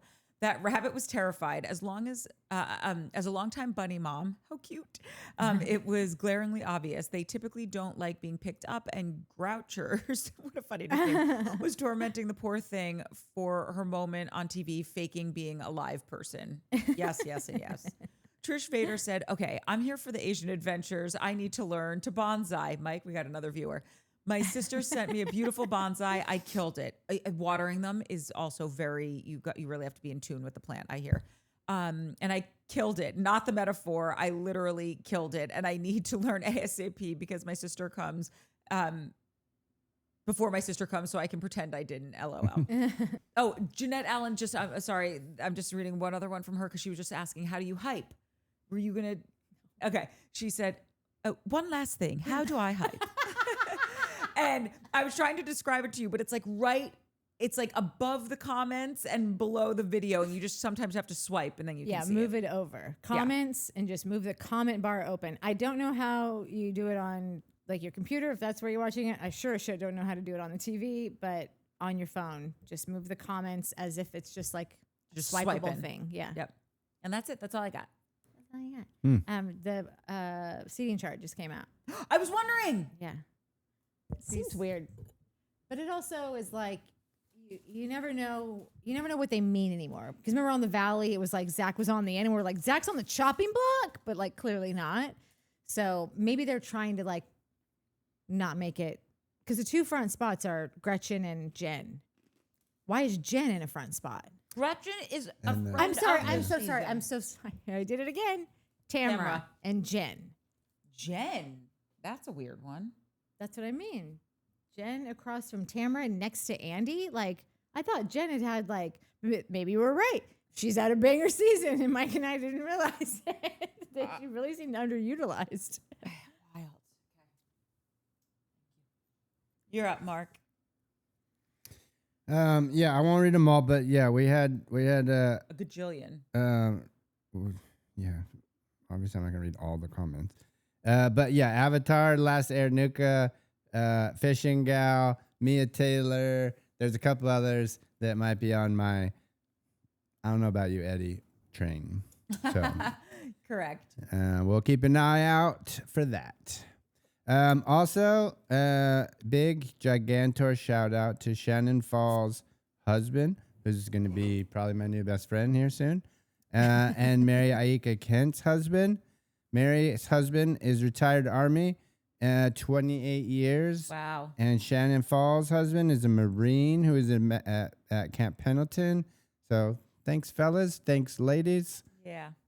We just had a nice long chat about how they're all the reason why we get to sit here and talk about stupid housewives. Wait, I need to say something to Mary. Well, here's what I need to say. because I feel like she told me at some point how to pronounce her name. She gave like the pronunciation I thing. did this and I yesterday. think we're doing it wrong. We Aika. 100% are. I think it might be It's not. Ayaka. Mary, can you let us know again? I thought it was Aika. Here's what you do, Mary. Just do a comment that either says 2 E's, so it's like E, or AH. So it's Ayaka or Aika, and then I won't forget again after that. But we talk about her so much that I feel like I feel badly that I could be butchering it 100% of the time. Oh God, me too. Now I didn't even know. I was like nailing it. Yeah, no. I Look probably at because I me. think that I thought that it was, but then Well, I I'm keep just saying, having- I do it in my head, Aika, because I hear it, and then I read it, and I'm like, that's not her name. But then I'm like, well, she already told us how to say it, so Yeah. we can't. But we're already Here I am butchering asking it. again. No, ask again because Yeah. I don't want to be We mispronounced. love you, though. Yeah. Vicky Lynn, who's this guy? The new guy? That's me. It's me. She's kidding, but I thought it was super funny. Oh, Jeanette Allen, also a bonsai fan. Yeah, love the bonsai idea. My mate just got me a set to start, so I would watch our bonsai show. We now have 3 viewers. Yeah, and a co-host or a leader, Harris. I'm on my plant phase. My number, shall I number my messages because I seem to have so many of them? Thanks for reading all my opinions. It really does make a person smile. Oh my God, that was so funny that you numbered all of them. Yeah. I loved. And it goes both ways. But I told her, I was like, I want to get into bonsai so bad, but I feel like it would take over my life. You guys know me well. 1,000% That would. happens. And she's like, I'm in my plant phase. I got 21 all over my house. My son thinks I may have lost it, and he might be right. Whatever. By the way, there's worse ways to lose it. I This would is love true. to lose it to plants. Evie Dillard, the tattoo people said that this happens. And I remembered hearing that, but I don't think we talked about it. But the girl was like, no, this happens. Yeah. In hindsight, I remember that too. I was just in such shock that I didn't Listen, and I'm not going to go against, because Shannon Falls showed that scene. She said she showed it to her husband, and he was like, he didn't think it was a seizure. He thought the kid was just holding his breath from the pain, which I was like, the pain of a chest tattoo? Like, Yeah. come on, bro, chill out. So I don't know. That seemed like a fucking seizure to me. But then if he passed out at the thing, which apparently he did, he passed out at his graduation from pneumonia. I had pneumonia. I don't remember passing out. But he might have anxiety, like just have anxiety that causes him to faint. I think in the Marines, probably bad job. yeah. Real bad job. Oh, wait, I A used lot to. of anxiety in the Marines. Yes. I hear.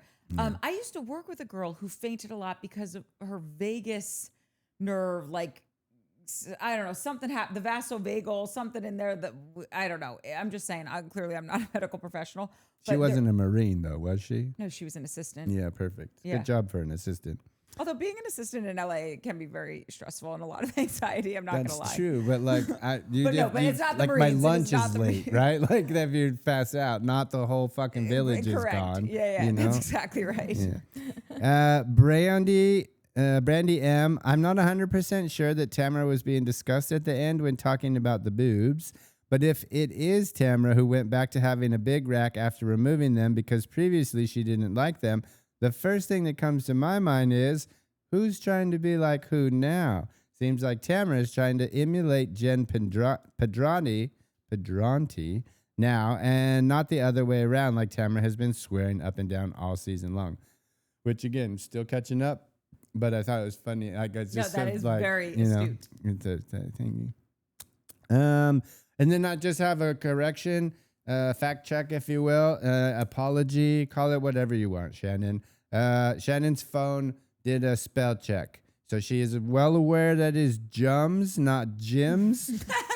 Apparently her phone is not aware. So we're doing a campaign similar Note to from the editor. Yeah, similar to the cookies and the helping people get out of jail. We are letting all the phone companies and Websters know that Jums is a word. She's going to handle it because she's a teacher, so she's official. So don't worry, guys. Jums will be official here soon. This you can keep in or keep out. It was more of a question that I had. Lori Mazinski, Gina's negative comments regarding race and age are unacceptable. If Katie comes back, Gina won't. I hope that's the case because if Gina comes back, I won't. What did Gina say? And this is a tricky one because I've heard Gina explain it, so maybe I'm just but also Katie was offended. So, you know, there's both of the sides. When Katie started on the show, she said she wanted to wear a lot of Asian designers to shine a spotlight on these artists, these people.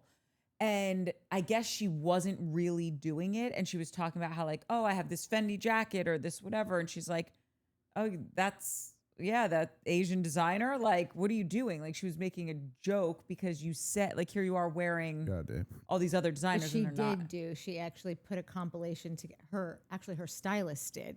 Her stylist took this very personally because they had been making this a mandate, like for themselves, had been going out of their way to either do Asian designers or companies that had Asian creative directors. Yeah. And so they put together an entire compilation of everything that she's worn, and so much of it was within the confines of like what she had said she would do.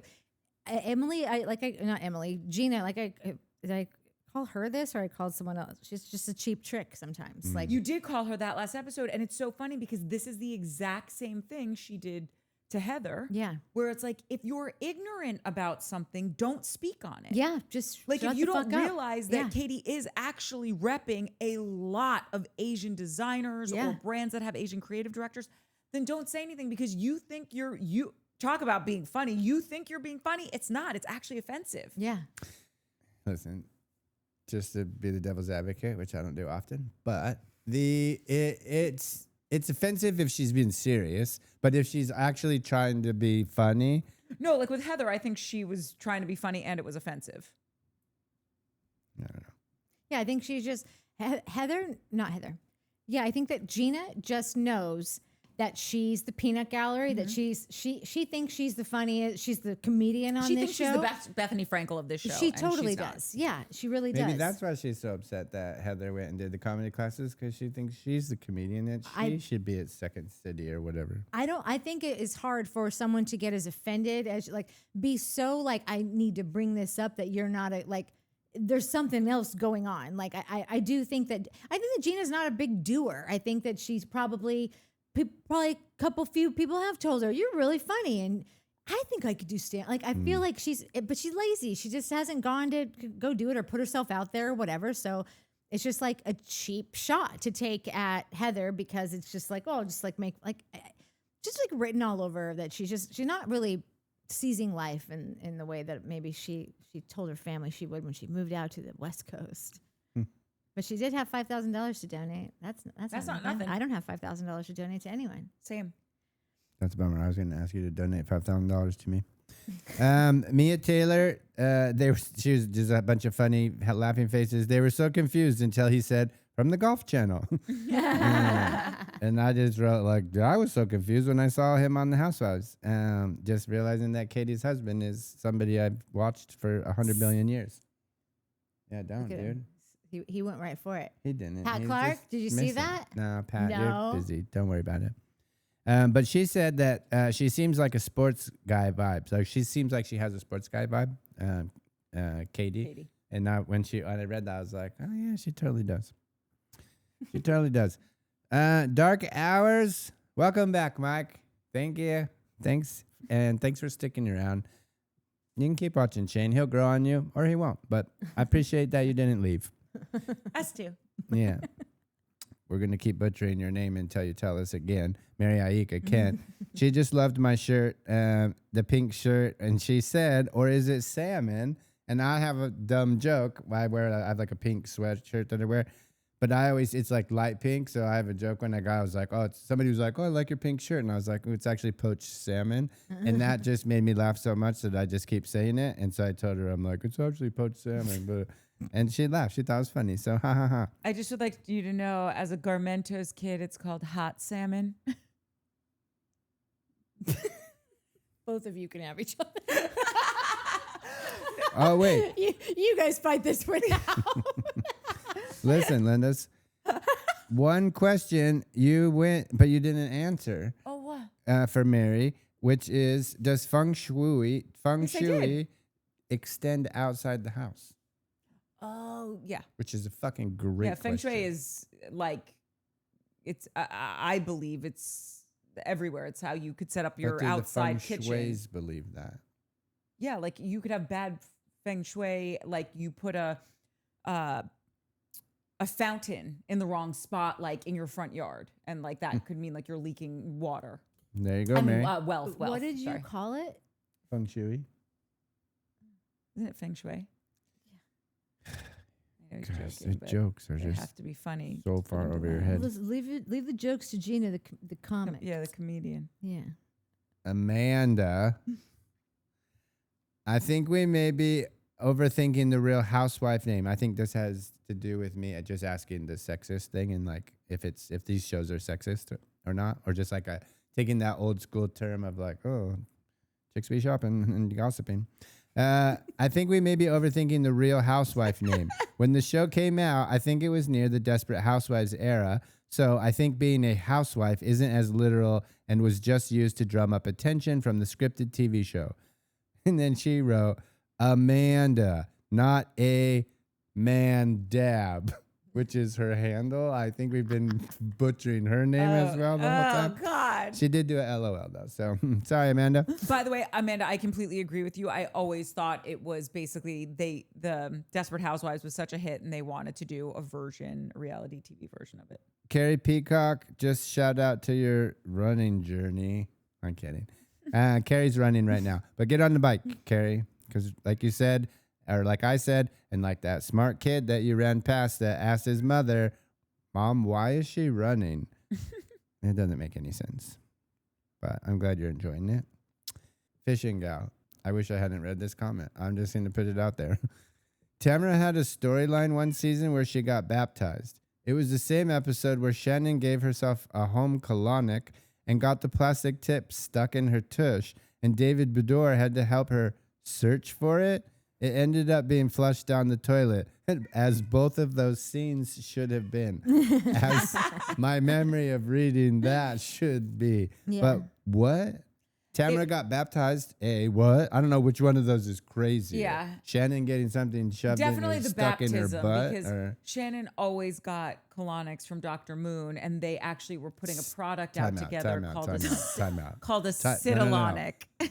Time out. What? Doctor Who? Dr. Moon.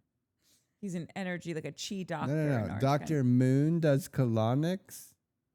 Is no one else? Yes, I Okay. am. Okay. Copy that. Classic. Thanks, so fishing Alrighty. out, because I appreciate the history lesson. Two more. Zan, do you know who else stirs the pot with everyone? Brittany on the Valley. Mm-hmm. Lazies do. They gotta. Lazy's. That's a good one. Yeah, you gotta bring.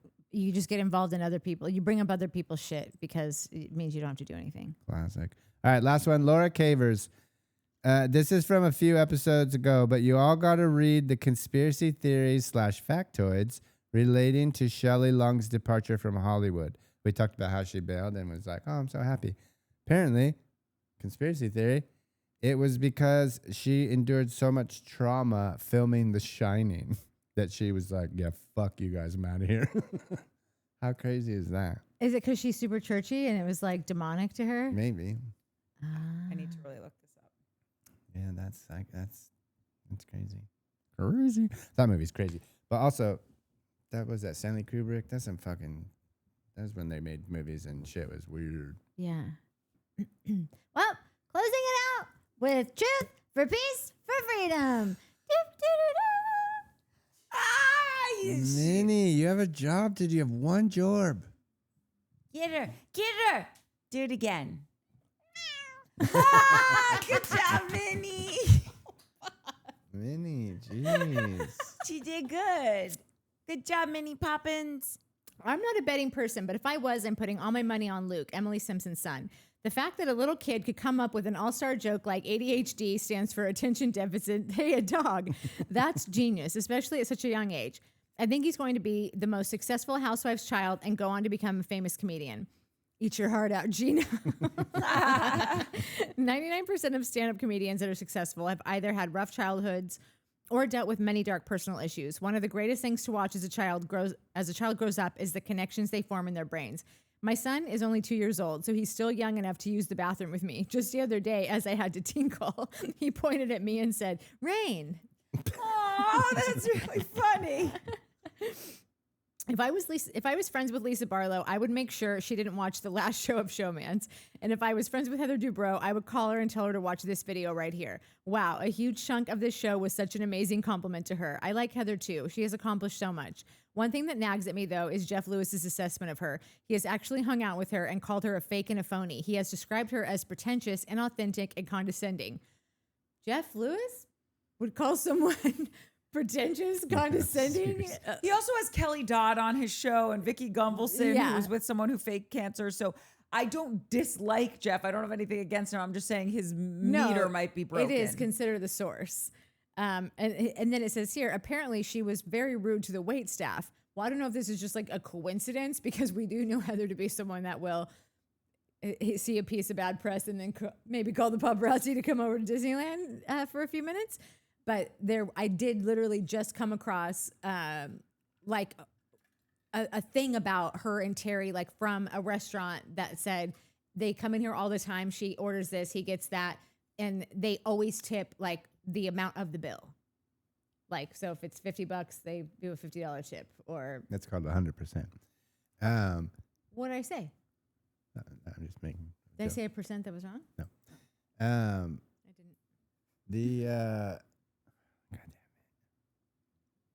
it. Don't. If you say don't put this in, I'm gonna kill you. Yeah, fine. While I watch The Real Housewives of Orange County, I feel like I'm playing a game of Clue, but instead of trying to discover who is the murderer, I have to uncover who the liar is. But there's a caveat. There can be multiple liars, up to 4 of them. Besides Colonel Mustard, Mrs. Peacock, Miss Scarlet, and Mr. Green, we have Katie, Tamra, Gretchen, and Slade, and all of them are lying. Congratulations to myself. I won the game. The show's bunk.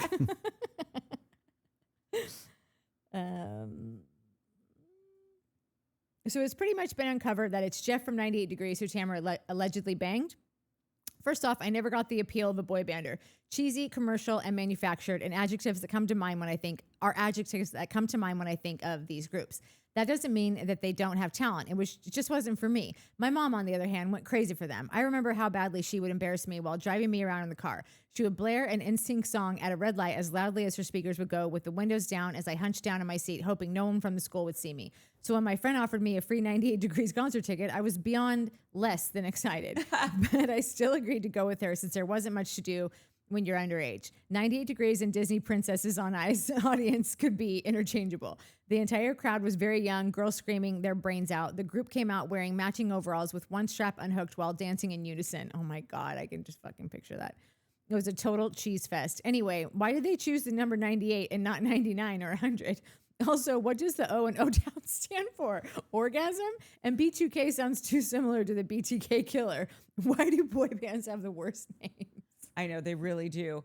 Wait, can I just tell you that a million years ago, I've talked about Molly McBride on the show before, my oldest friend, and she wore this sweater. It was like a white cable knit sweater that looked, 98 Degrees did this holiday album. I can see it in my mind right now. It's like a red background with like the fake snowflakes and all the white sweaters. And I remember when she whipped this out, I'm like, what are you, in 98 Degrees? What is this look? But we were already out, so there was no changing it. And so the drunker I got, the more I just kept railing on this sweater. So like every time she turned around, like I would make some kind of a joke. And then finally, like, and she was laughing also, because she's like, oh my God, you're right. I hate it, but I can't change. Yeah. So then finally, we're in bed that night. It was one of those, like, you go to a high school party, you're sleeping at some like random house. So we're in some like little kid's bedroom, and we're laying in bed, and all of a sudden I just start cracking up, and Molly's like, what? I'm like, it's just so hot in here. It's like 98 degrees. And to this day, we still talk about the time where we got really stoned in this little kid's bedroom. We ate all their Halloween candy, and I told Molly that it's 98 degrees. Anyway. Do you love how the one guy that was on NSYNC that kind of fluctuated in weight, his name's Joey Fatone, but it's Joey Fat One. Thank you for taking my punchline. Joey Fat One.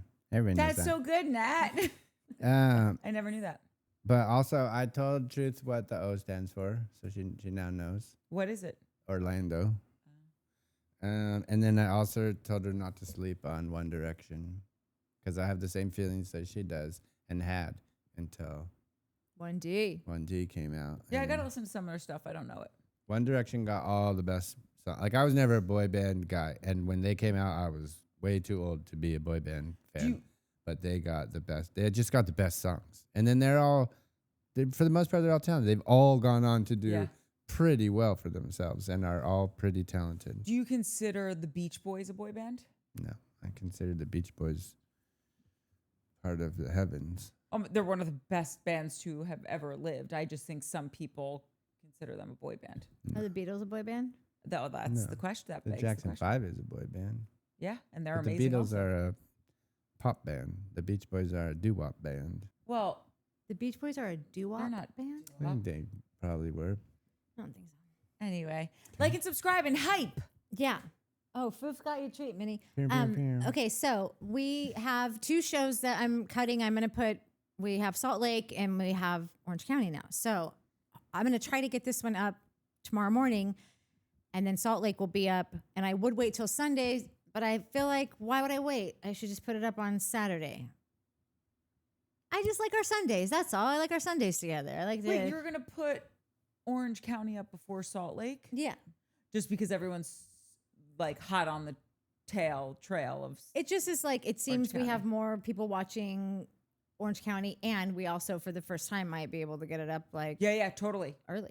So I'm just going to try to do that. So I'm just saying, like, I'm just putting things up as they come. We're going to be off schedule until we figure out what. Forever. We might be off schedule until someone buys us. I know. And they always tell you on YouTube, oh, be consistent, have a schedule, be consistent with your days. But why would I hold on to an episode if I have it already? It's just rude. Yeah, I feel like it's rude.